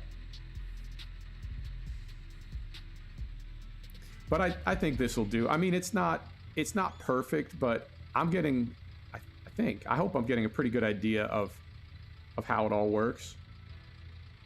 Oh, hang on, let's turn that off. I think I am, and I have to say I'm pleased. Let's take another look at this field and see. Yeah, I mean, where it was green, it stayed green. I'm not clear on why this top pass. Oh, and then the same thing happened here. Interesting. We've got these hot spots. You can see, like, down on field 25. It's like one pass registered and one pass did not. Okay. So I think in the future, and definitely on Purbeck, I think the trick is going to be, well, how would you do that, though? Because you don't have, when you start a save game, you don't have slurry unless you buy it. Yeah. Huh, that's now, is that mandatory, or is that just sort of recommended? Because if it's mandatory, then I would think the mod would need to include, right, like we've got this little structure right here that we can buy. If your first application of nitrogen has to be via digestate slurry or manure, then I would say they would need to include a purchase point in the same way that they included these little structures here. So I don't know if it's mandatory, and I'm not saying it's not. I genuinely don't know if it's mandatory or if it's just recommended. If it's mandatory, we're all screwed.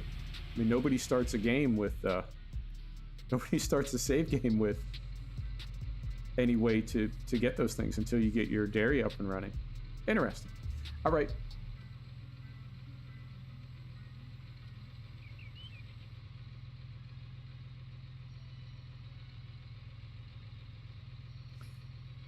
Yeah, unknown. Unknown. But I agree. I think if it was required, if it had to be animal-based or digestate-based, I would think they would, I don't know, they'd give you an out somehow. They wouldn't box you in like that. Make it required, knowing that nobody has the ability to use that fertilizer when they start a save game.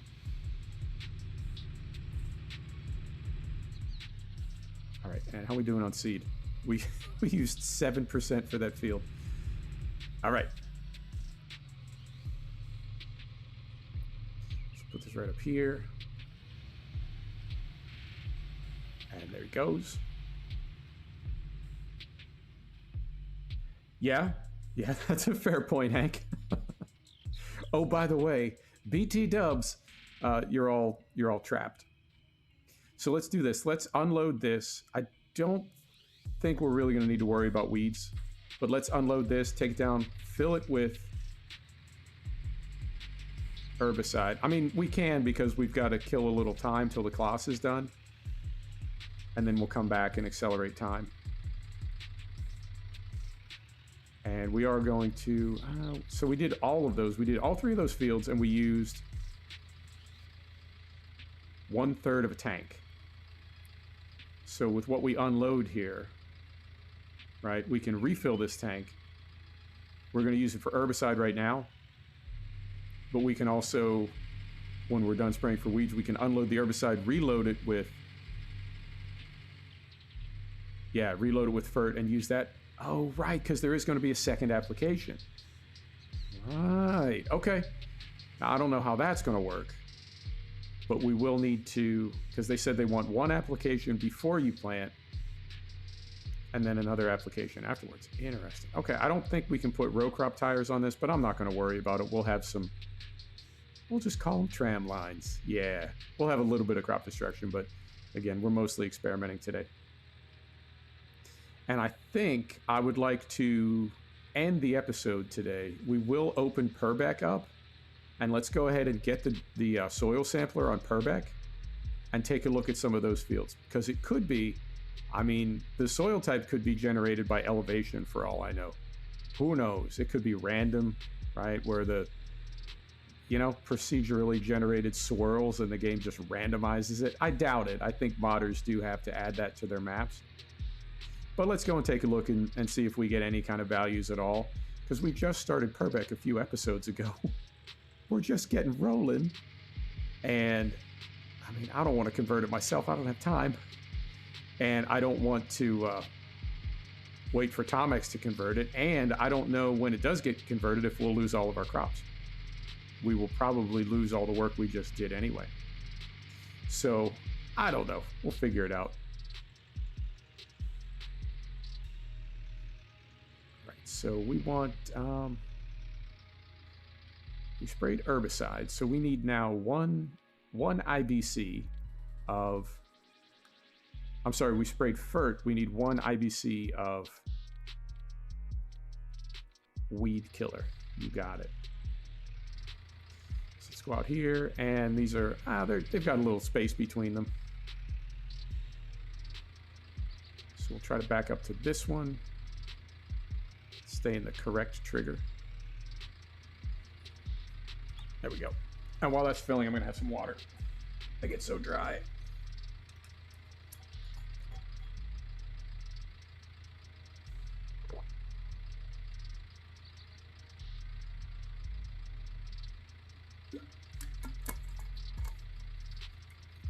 I just saw something in the top left menu, comma, to deactivate automatic application rate. Let's tap this and see what we get.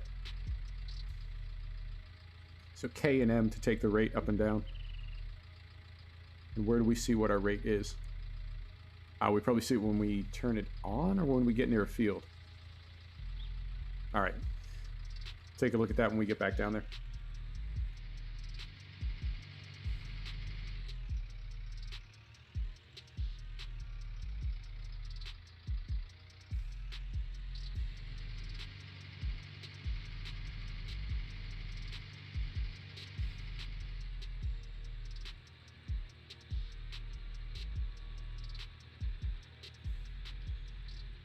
And if we go to, yeah, if we go to fast crop growth and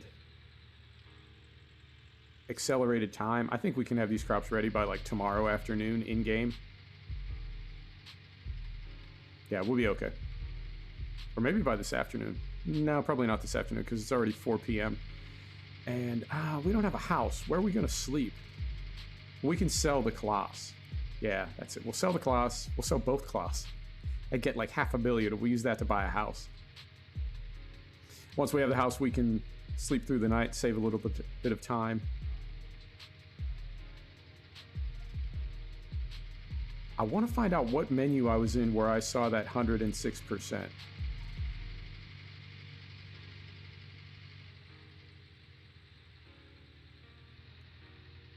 was like a forecast menu. Hang on. I think I know. I think I remember.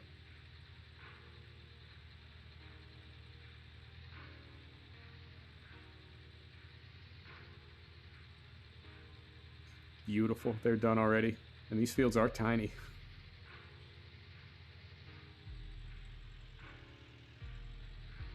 All right. So we'll park this up right here. All right.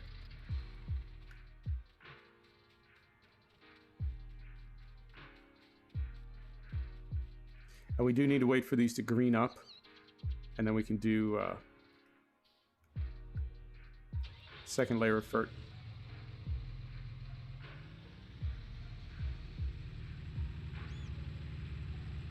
Gearbox in neutral. I've got no VCA running. I've got no gears. I got nothing. All right, so there's that. And let's go back to the menu. If we go, is it here? Oh, it's somewhere. Soil comp growth. Is it here? There it is. Ah, okay.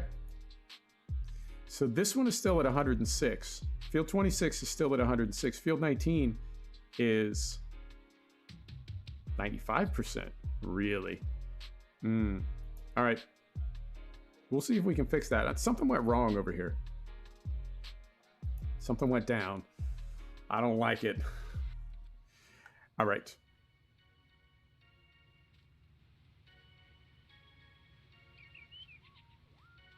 Really? All right. We got a minute. We got a minute till they're done. Let's go take a look.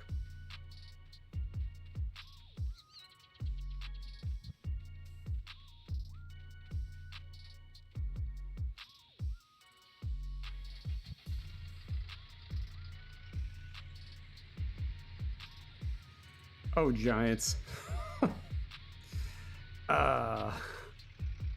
Those details, man.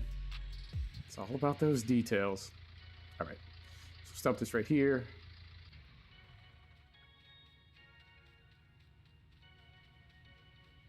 I didn't bring the cruise control speed down for this tractor at all, so I think it's making these passes at like 18 miles an hour.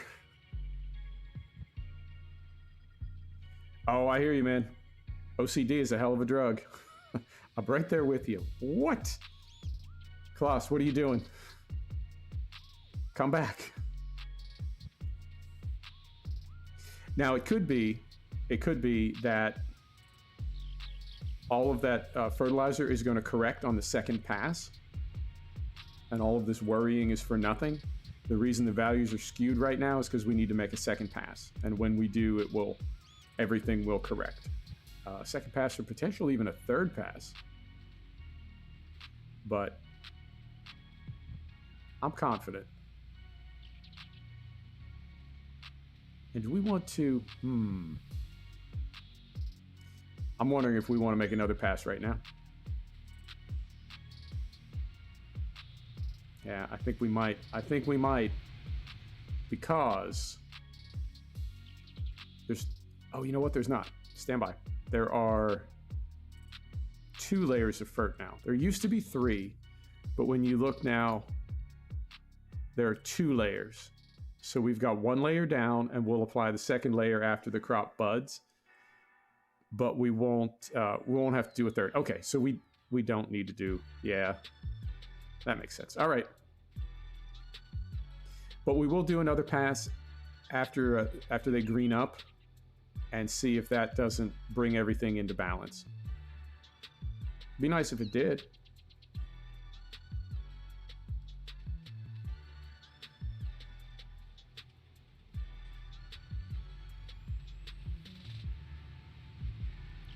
And I think, can we sell the other tractor? Yeah, I think we can. Well, we got them both really at the same time, so I don't think it's going to show any difference in... Yeah, I suppose it does. All right, so this is the one we haven't been using, I hope. Yep, all right. So we got rid of that. What else can we get rid of? Get rid of that. Get rid of that.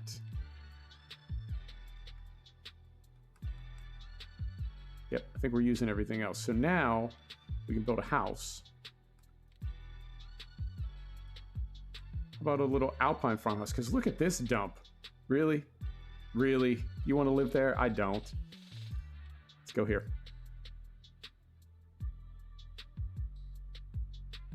And give me the front. Where's the front? Rotate. So we rotate this way. Yeah. Give me the balcony, man. Give me that view. Beautiful. So right there. Drop that in. How's the how's the terrain deformation now? That was another fantastic day one feature of this game. I would say that seems a little better. I mean, yeah, a little bit. All right. So as soon as this is done, we're going to sell this stuff too. We will accelerate time. We'll go in the house and go to sleep. Wake up tomorrow morning, see where the crops stand.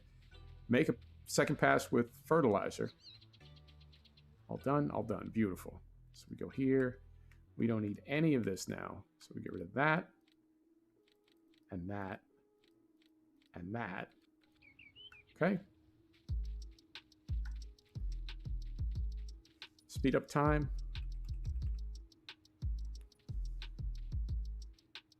So we do have rain.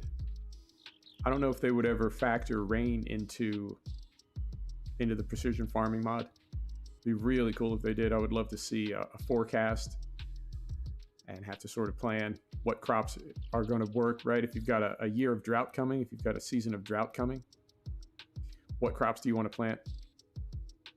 Or if you've got a very wet season coming, what do you want to plant? All right, there is... I think we can sleep. So that's 5:30. So we sleep. Can't sleep. All right. Speed up time again. But there would be a long-term forecast and also a near-term forecast for making hay. Same as in seasons. But that the amount of rain that the crops get determines how well they grow. I think that would be fantastic. And someday somebody has got to bring in crop insurance, right? Every spring, late winter, early spring, every year, you can look at the long-term forecast and take a gamble. If there's going to be a lot of thunderstorms and you think there's a possibility of hail, you can spend 20 or 30,000 pounds or euros or dollars getting crop insurance. And there could be hail that destroys all of your crops on the ground. Everything, right? Down to the stalks. If you got insurance, you get a couple $100,000. And if you didn't, you lose everything that year. And again, I don't know how hard it would be to write the code for that. Part of me thinks it wouldn't be that hard, but nobody does it. Same as farm vehicles in traffic. When is that going to happen? I want to see it. All right, so we'll slow down time again. And we will come over here and sleep. We'll go 12 hours. Let's see what we got.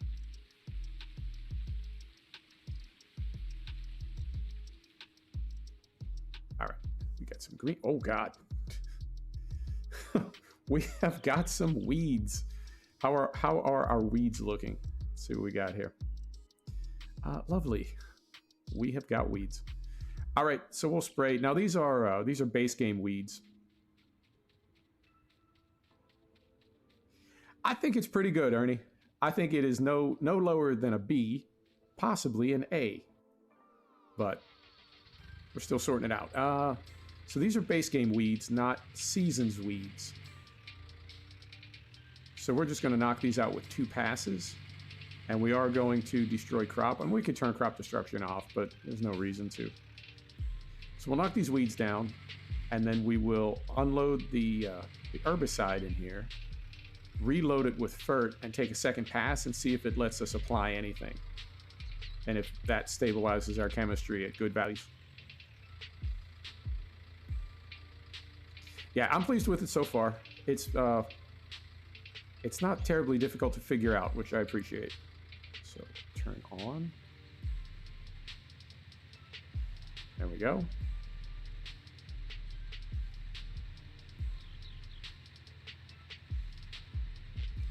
Well, at least we know where we've sprayed. Impossible to get lost. And we can use this same path that we're driving. We can use this for our second layer of fert as well.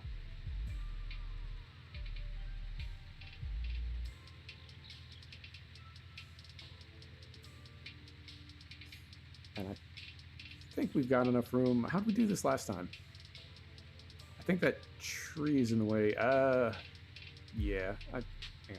We'll raise this for one thing, because we're going to do a little side hill. So if we go this way, does that clear?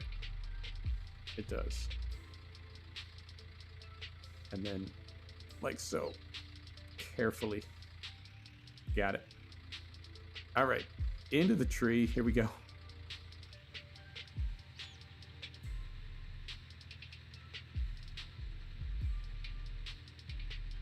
Yeah, not straight, not perfect, I know. No field guidance. We're just going quick and dirty for this episode.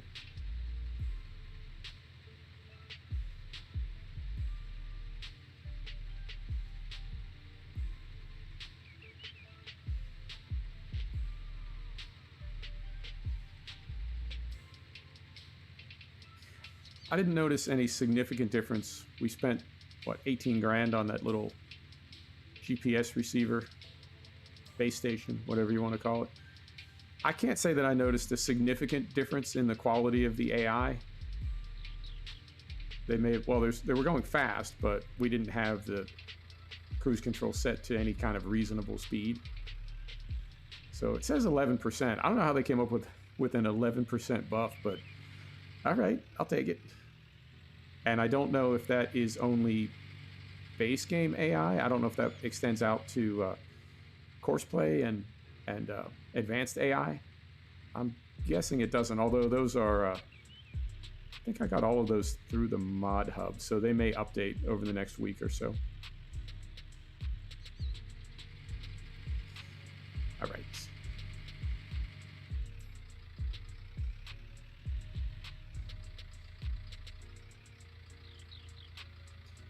Close enough. And I'm going to hit both these fields at the same time. Yeah, that's pretty good.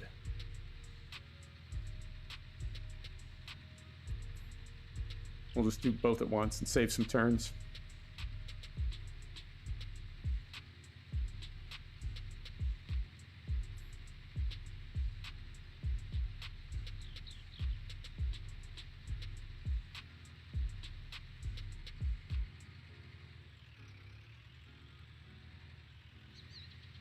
Right.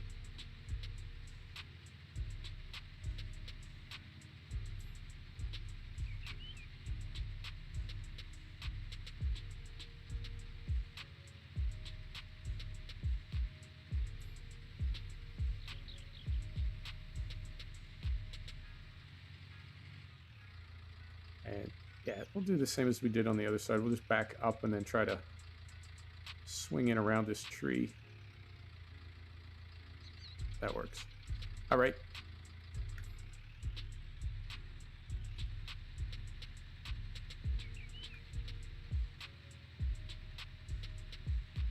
Yeah, these fields, they're, so this is 24.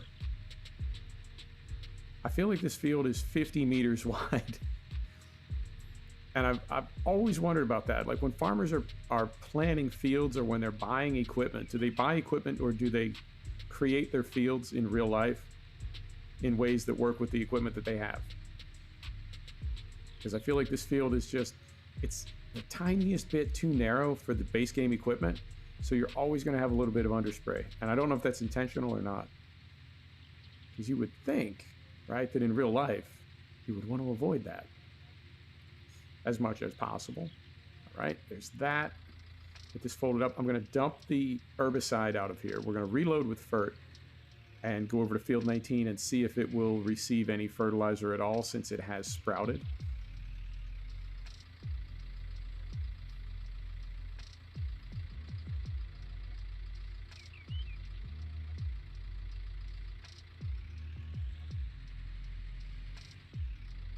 Yeah, I mean, if there were no mods, if there was no 17, I feel like 19 would be just the greatest game ever.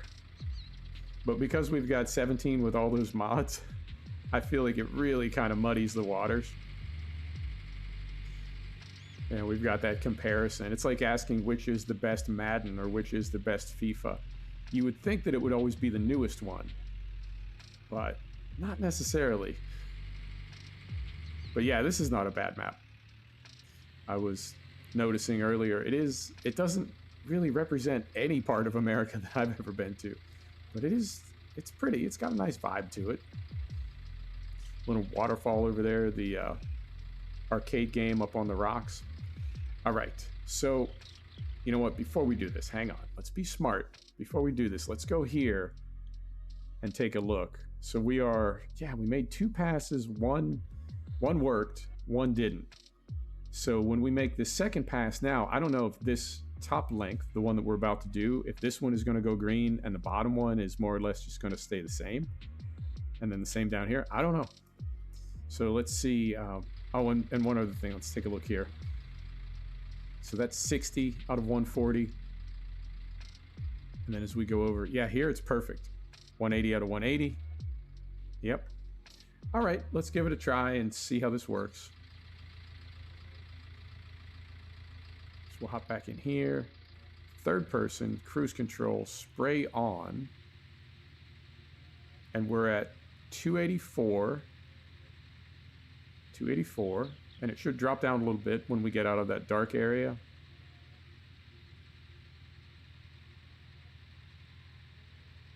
Yeah, I mean, it's getting better down below.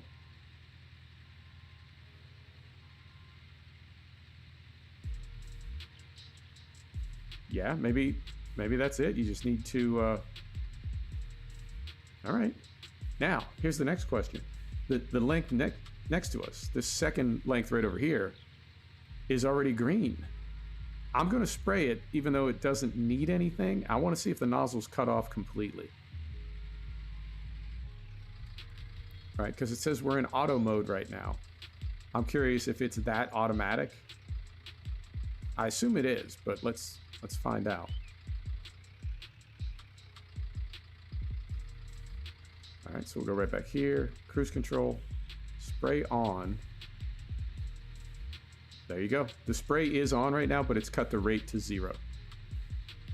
So what it did was it only applied, I mean, I don't understand why when we did our first pass before we planted, why that length up above, the entire length, it's like it didn't take enough fert.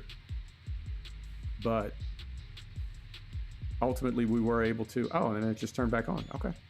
Ultimately we were able to balance the field out. We'll take a look when we're done here and see if everything is in the green and our yield is back up.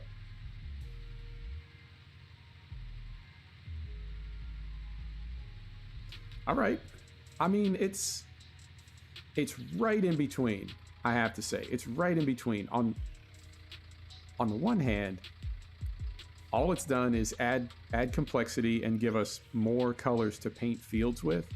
But from another perspective, it really has brought like some of the, you know what I mean? Some of the stuff that you expect from a game called Farm Simulator, right?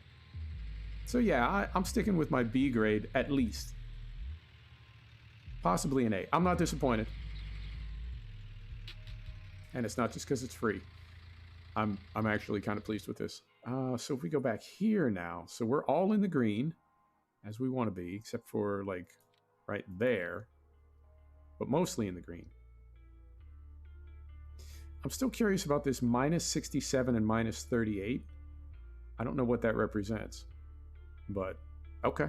And then where was the other thing that we could look at? We could go here, and if we click on the field, now if we go here, yeah, we're still at minus 95, and I don't know why. These others stayed at 106.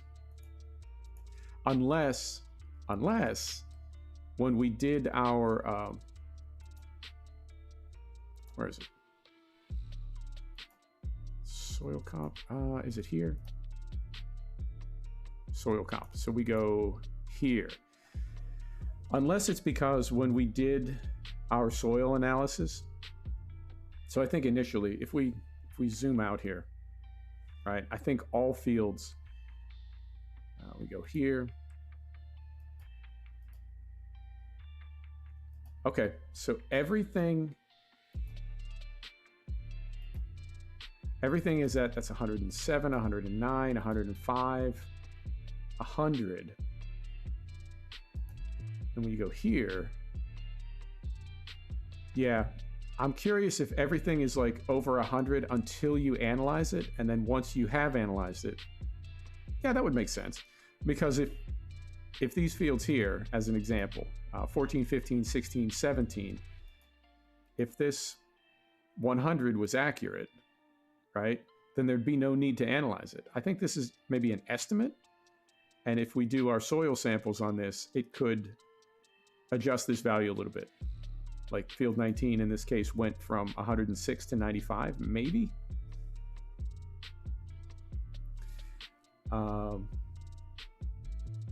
24, 25, 26, it only shows values for 24. Let's see. So we go here, field 24. Good eye, Hank.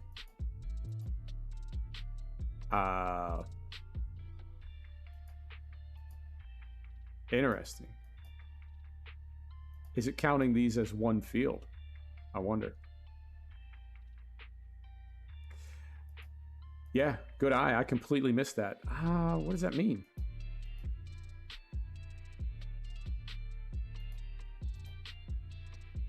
He said, nothing at the lab. Huh. Okay, so let's zoom out again and go back here.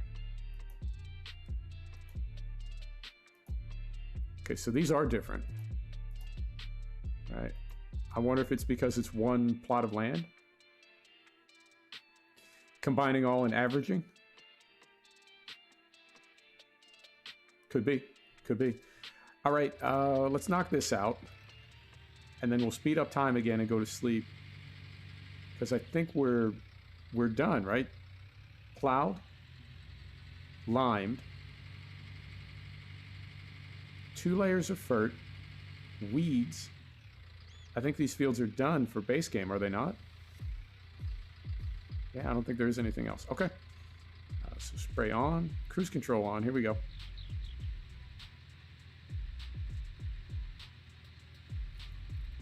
So we're at 341, but this was, yeah, 341, then it drops down. But then back up to 400 for the spray rate. Okay. And that, it's turning itself on and off. I'm not doing that. Well, I just turned it off there, but as we were crossing the field, it was adjusting its own spray.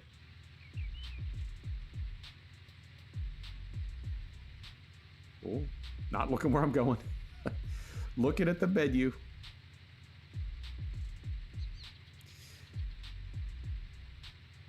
Yeah, that's interesting about those fields. I mean, I would need a little bit more information because my first thought is, like, if we're trying to calculate these values accurately, how exactly would we do that? Right?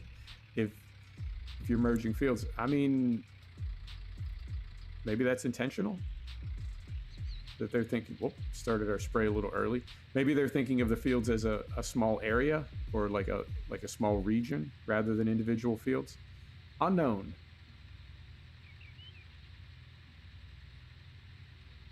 But it is definitely, at least for these, it is definitely keeping them all together.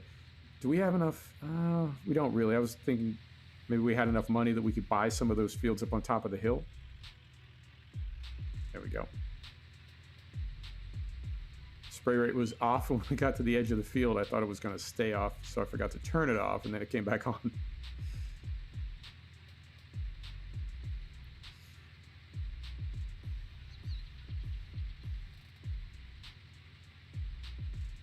All right. So turn that off. And it was on for the second half of that second length. It was on. It just wasn't spraying anything.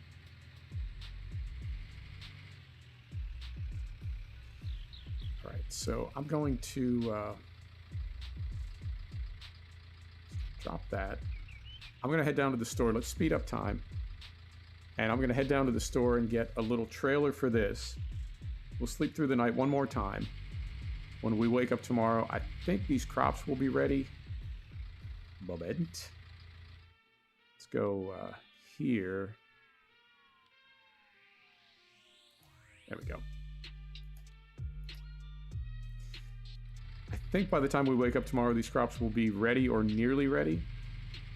So we'll get a little trailer and a little combine harvester.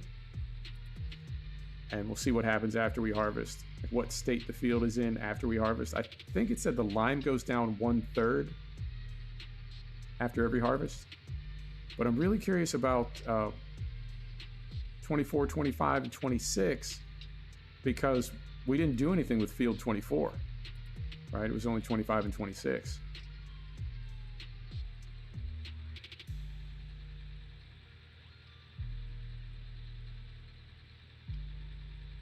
Waiting. Who loves what?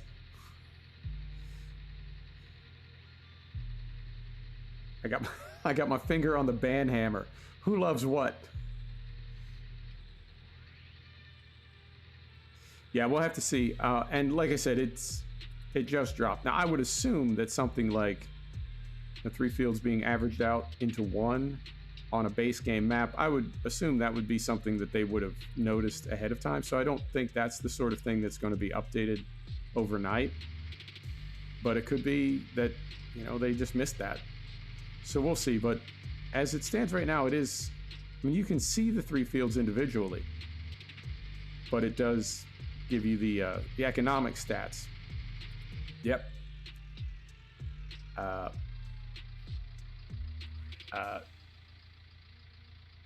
Yeah. Sorry, Aiden. Sorry, buddy. So maybe the economic average is for a plot of land that you buy, whereas the field chemistry is for specific fields. That could be. It's possible. All right. Little trailer. See what we got here.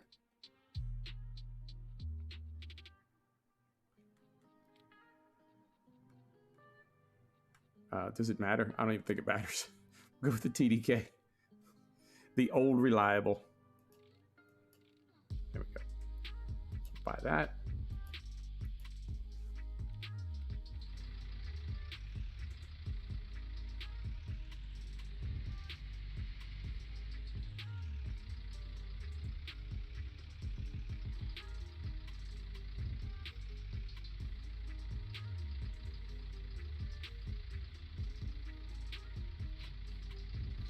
All right. And yep, it's already afternoon, so we'll get this down there. And I guess either lease or buy a little combine harvester. Trying to think of the smallest one in 19. Is the, what is it? Is it the Sampo Rosenlu? Is that still in 19? Or did that go away? I know there's a little one.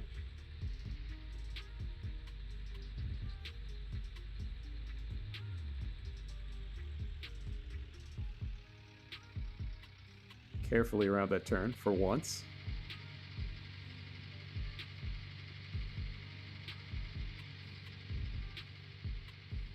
And I was playing Hunter Call of the Wild. Well, I've been playing the hell out of Hunter Call of the Wild.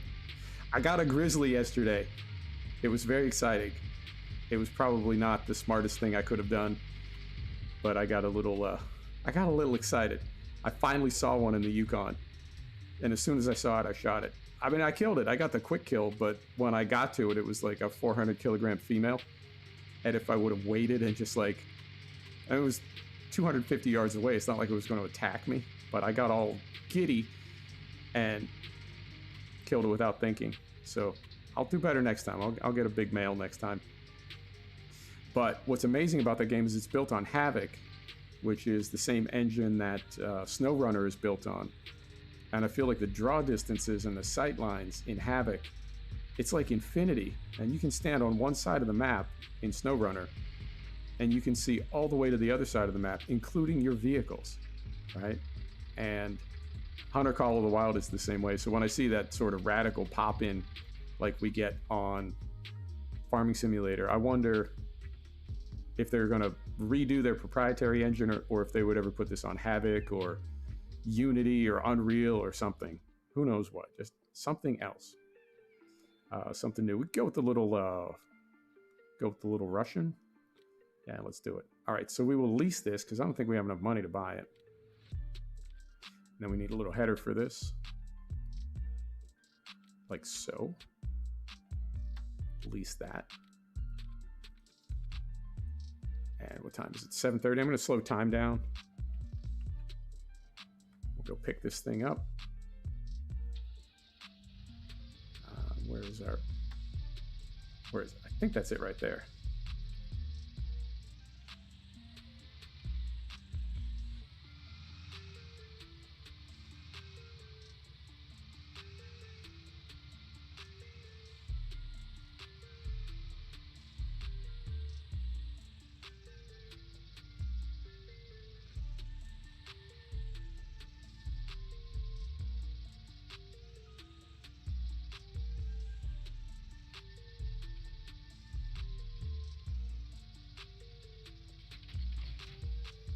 Let me just confirm.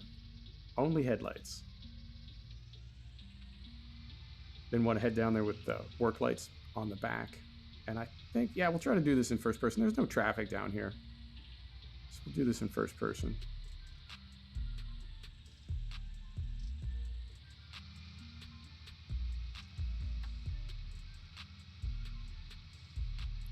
I think this game looks great at night.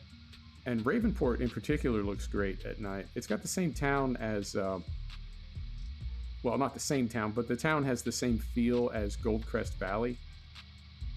And anytime I see a town like that in a video game, I think that is an American town built by game designers that have never been to America.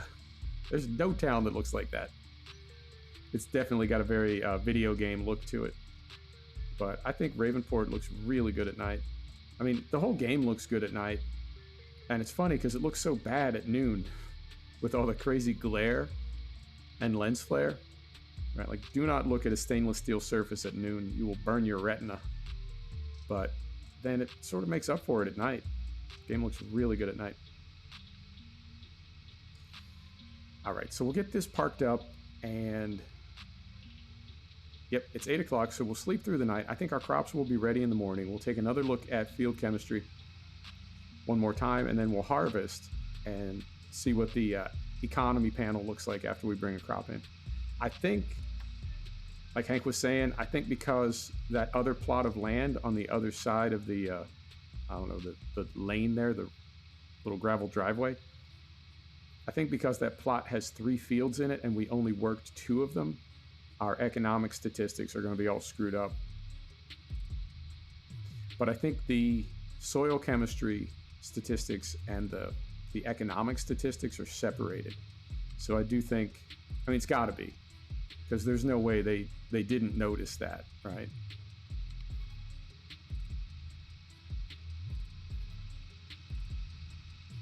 Yeah, I'll give it a B. At least a B, possibly an A.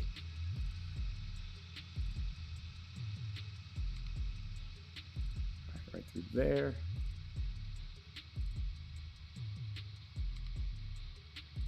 And we are stately. We are just cruising in the combine harvester.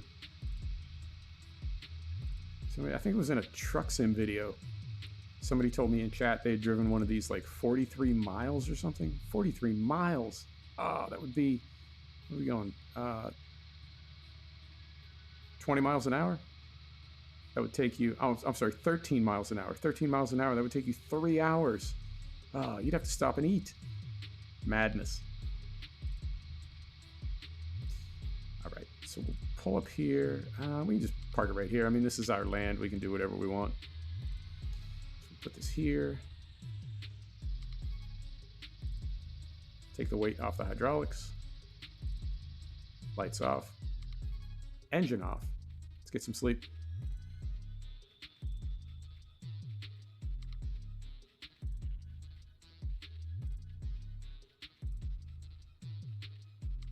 I mean, that house sort of doesn't look out of place right there. All right, I'll take it. Here we go. 12 hours. Let's see what we got when we wake up.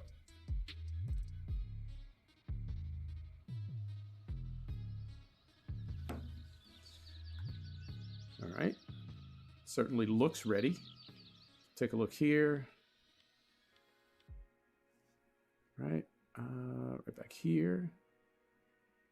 And it is ready to harvest. Fantastic.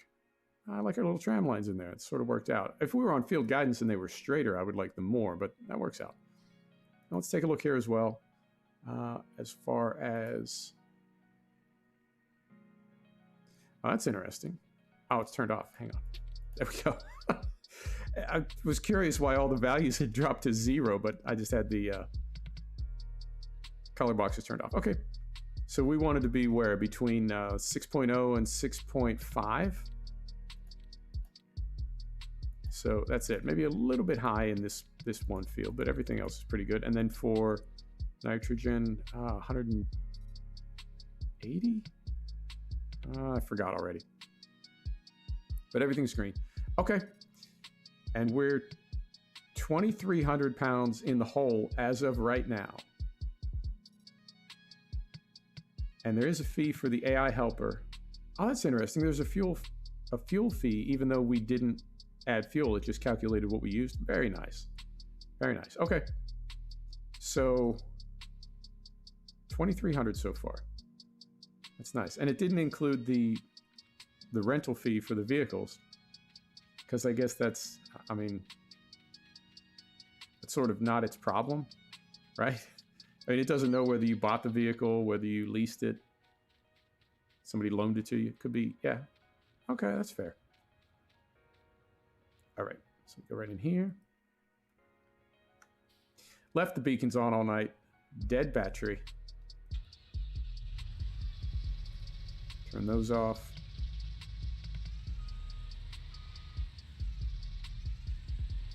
And I assume we'll just put this on a hired worker as well. Why not?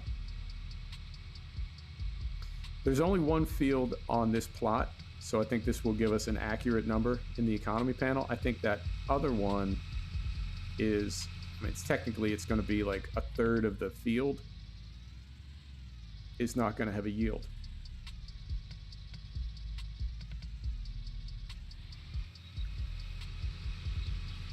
Right? Does that make sense? Because one of the 3 fields, we didn't do anything with it. So I think this is going to be a little bit skewed, but 19 will be accurate. I think. All right, so we'll hop in there. We'll try to get over there before the end of their next row, so we can do some unloading on the fly.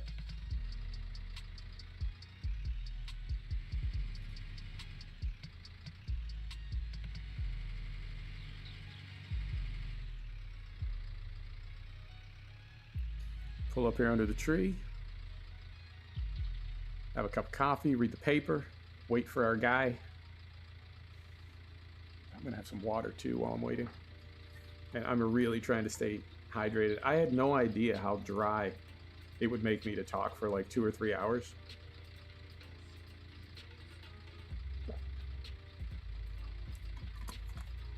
Something else I did not anticipate about streaming.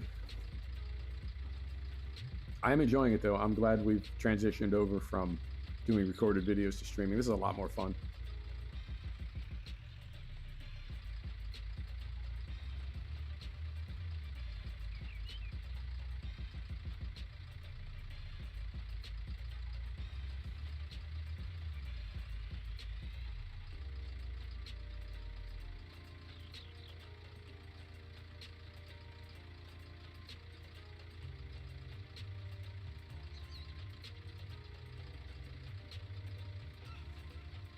And I think since our numbers are going to be off for those other 2 fields as well, and this is probably the slowest part of our process,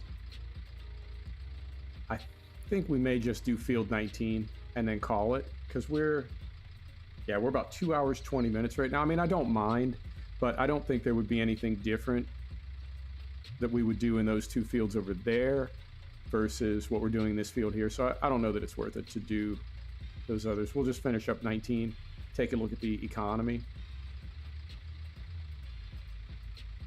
Yeah, exactly.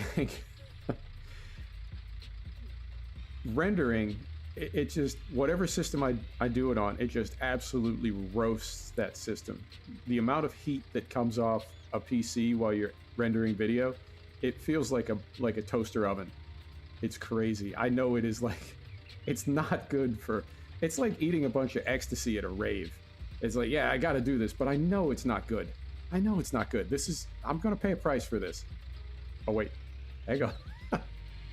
Talking about raves at ecstasy, and I forgot to pull up next to the combine harvester. So yeah, even just not having to render video is massive. And also I'm on SSD, and with the editing and rendering process, I was writing like, I don't know, probably 100, 150 gig to SSD drives daily. So happy to be doing it this way. It's a lot more fun too. It's more fun to talk to y'all.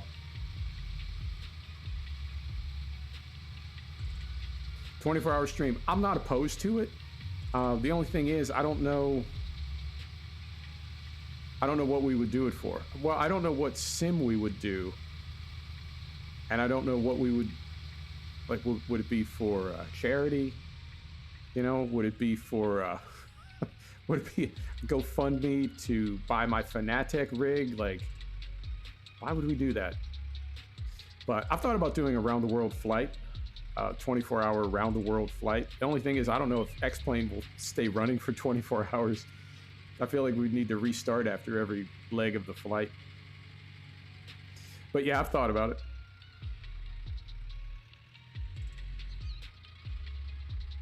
Oh my goodness. I'm doing okay today. A few minutes in, I thought we weren't going to make it, but it's, I don't know. I feel like something keeps it together. And then as soon as I'm done with the stream, like I'll make myself a cup of tea or something, and immediately my voice is gone. I can't talk. And it takes about 6 hours to come back. So I don't know what it is that, whether it's like momentum or adrenaline or what it is, but I feel like I can keep it going, but then as soon as I stop, it just disintegrates. 24 hours would be rough though. And man, everybody that does this, like all the people that I'm looking to for like guidance and inspiration, all my streamers, the one thing that they all say is, as you're growing, you've got to keep talking. You have to, even if there's nobody in the chat, you have got to keep talking. Because if anybody dips in and you're not talking, they'll immediately leave. And I do the same thing. If I go to a stream and it's just somebody playing a video game, it's like, come on, man, I can do that. Give me a reason to stay. Let me love you. So I try to keep talking for the whole stream. And it's tough. I mean, it's tough on my voice, but sometimes it's just hard to think of stuff to say. And I'm really cautious. I really try not to like just start babbling, but I don't know, man. Try talking for 3 hours sometime. It's not as easy as I thought it would be. And I sort of talk for a living, so I figured, you know, I got this talking thing dialed, but streaming, YouTube in general, is not what I thought it would be. It's a blast. I would recommend it to anybody. If you're thinking about making videos or streaming, definitely do it. It's so much fun. But it's not at all what I expected.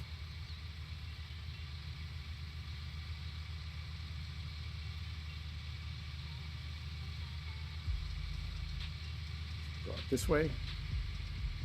Apparently there's some like really specific rules when you're servicing a combine harvester. Things that you should and should not do, and the things that you definitely cannot ever do.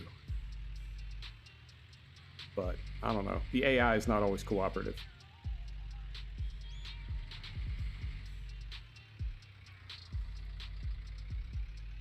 Yeah, I think I have a little bit of an advantage because I work in marketing and I've been making presentations for a long time. And when you do a marketing presentation, you need to sort of be in character. You know, you need to have a certain enthusiasm, or if I've written radio and commercial scripts, television commercial scripts, and when you're trying to get a client to buy that, you can't just hand them a piece of paper with the script on it. You've got to sort of act it out right then. So then this person's going to come in. Now they don't know what's happening, but then this other person, right? You've got to have some energy. So I feel like that was a bit of an advantage for me. But yeah, I'm okay doing presentations, but I'm not much of a public speaker. But then, you know, you start a YouTube channel, so who knows? Who knows why we do things, man? People are hilarious. Hang on. Gotta move this. Yeah, I hear you. And you know what? The great thing about YouTube is I mean, when I'm done doing this, I have a little bit more work to do this afternoon, like proper work, proper. And then when I'm done, I'll probably like flip on. I've been watching people play Hunter Call of the Wild. One person in particular, a streamer named Flinter. I've been watching him play Hunter Call of the Wild. So after I'm done streaming, get a little bit more work done, and then I'll watch somebody else stream. And I feel like every stream that I watch, particularly for people with, 200,000 or 300,000 subs, people that sort of know what they're doing, I guess. I feel like every time I watch one of their streams, as much as I'm entertained by it, I'm also learning things about streaming. I'm learning things to do, things not to do, how to do it better. And mostly, I think, once the channel got a little bit of momentum, mostly what I wanted to do is just get to a point where I can not compare myself to those streamers, but feel proud of what I'm doing. Know that the content that I'm making it might not be the best, but it's not the worst. So I think that's the goal. I like to be good at everything I do, and I feel like I got a ways to go with the channel, but we're getting there. We might hit 1,000 by Christmas. That would be fantastic. I thought it would take a few months. I really did. I thought it would take a few months, and it's going to take more like a few years, but I've enjoyed all of it. And I definitely believe now, this might sound like kind of a shitty thing to say, but I've seen some really terrible streamers with like 2,000 and 3,000 subs, and I have to think they bought those subs, because there's just no way. Oh, hell yeah. I want 1,000 so bad. It's a meaningless number, but I want it so bad.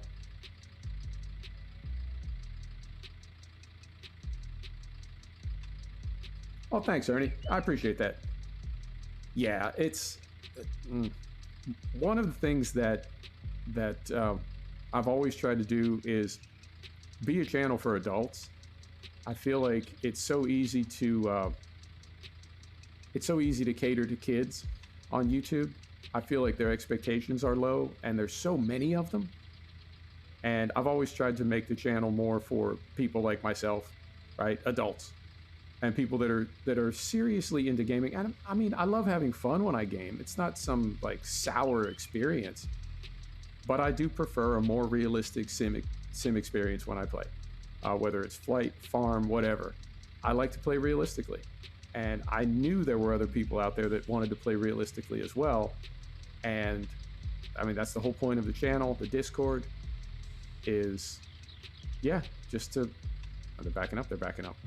Yeah, just to share that and something else. And I wouldn't say it's a responsibility, but it is something that I think about. I hear it a lot from streamers is, everybody's in a different place in their life. And I have seen a lot of comments in other people's streams and on other people's channels of viewers saying, I watch your channel because I can't afford this game. I literally cannot afford to buy this video game. So I watch you because that's the next best thing to playing it. And I don't know if I'm ever going to get a comment like that, but I know there was a time when I wasn't gaming, I was watching other people game, and it got me through kind of a difficult time. So if that's something else that I can offer with the channel, is that, to make people aware of these games, or if somebody's curious about something like this DLC, if I can make an accurate representation of this DLC and it helps them make a good choice or whatever, that's one thing. But if I ever get a comment from somebody saying, I'm so broke I can't buy this game, so I'm watching you play it instead, it's going to get me in my feels. But all of that combined, that's why I started the channel, and it's finally starting to grow. It's been growing a little bit at a time, but it's finally starting to grow, and I'm super, super happy about that. So thank you all for being here. I do appreciate you. I appreciate you getting it, because initially I wasn't sure if anybody had any idea what I was doing. Yeah, Ernie, it's, I've been up and down in my life. Whoa, easy. I've been up and down in my life, and honestly, everybody that I know has been up and down in their life. So, you know what? Ultimately, that's what we're here for, is to help each other out, get each other through good and bad times. All right, let's take a look see how we are on the economy. That is right here. So we go to field 19. Look at that. Look at that. Oh, I'm not kidding, man. I've always just wanted to be able to calculate this. We can see fuel, we can see chemistry, we can see seed, everything. What we paid in payroll. Look at that. Beautiful. Also, 4.2 tons, 7,000 liters. All right. And and it's got, now that's the price based on right now, I assume. Canola. Yeah, it seems a little, well, if we took it to the restaurant, maybe. Interesting. Okay, so I guess this is the price today, but if we bank this, would that adjust automatically? Who knows? Who knows? All right, I think we're going to call it. Yeah, I don't want to get into these because I think what we see for the economy over here is going to be like off by 30%. So we'll leave it. Oh, and look at this. So our nitrogen is back down to 0. pH is, where are we at? In here somewhere? Yeah, it's down a bit. pH is pretty solid, but nitrogen is more or less bottomed out. Very cool. All right, there you have it. This is the Precision Farming DLC. It's, whoa.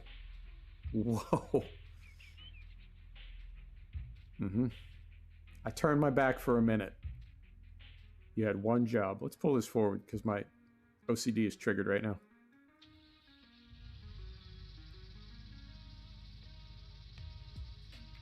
There we go. All right. Where was I?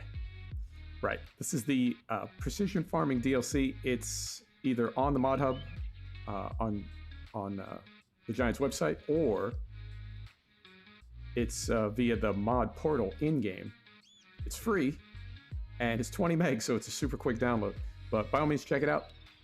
I think it's great. I give it between a B and an A. A couple of little details, but so far so good. All right. Thanks, everybody. Hey, thanks, Anders. Appreciate that. Ernie, I'll see you next time. Thanks for stopping by. Appreciate it. Thanks, everybody. We're going to do, what are we doing tomorrow? ETS 2 tomorrow. And then we'll be back in Purbeck Valley on Friday. Is that Friday already? Thursday.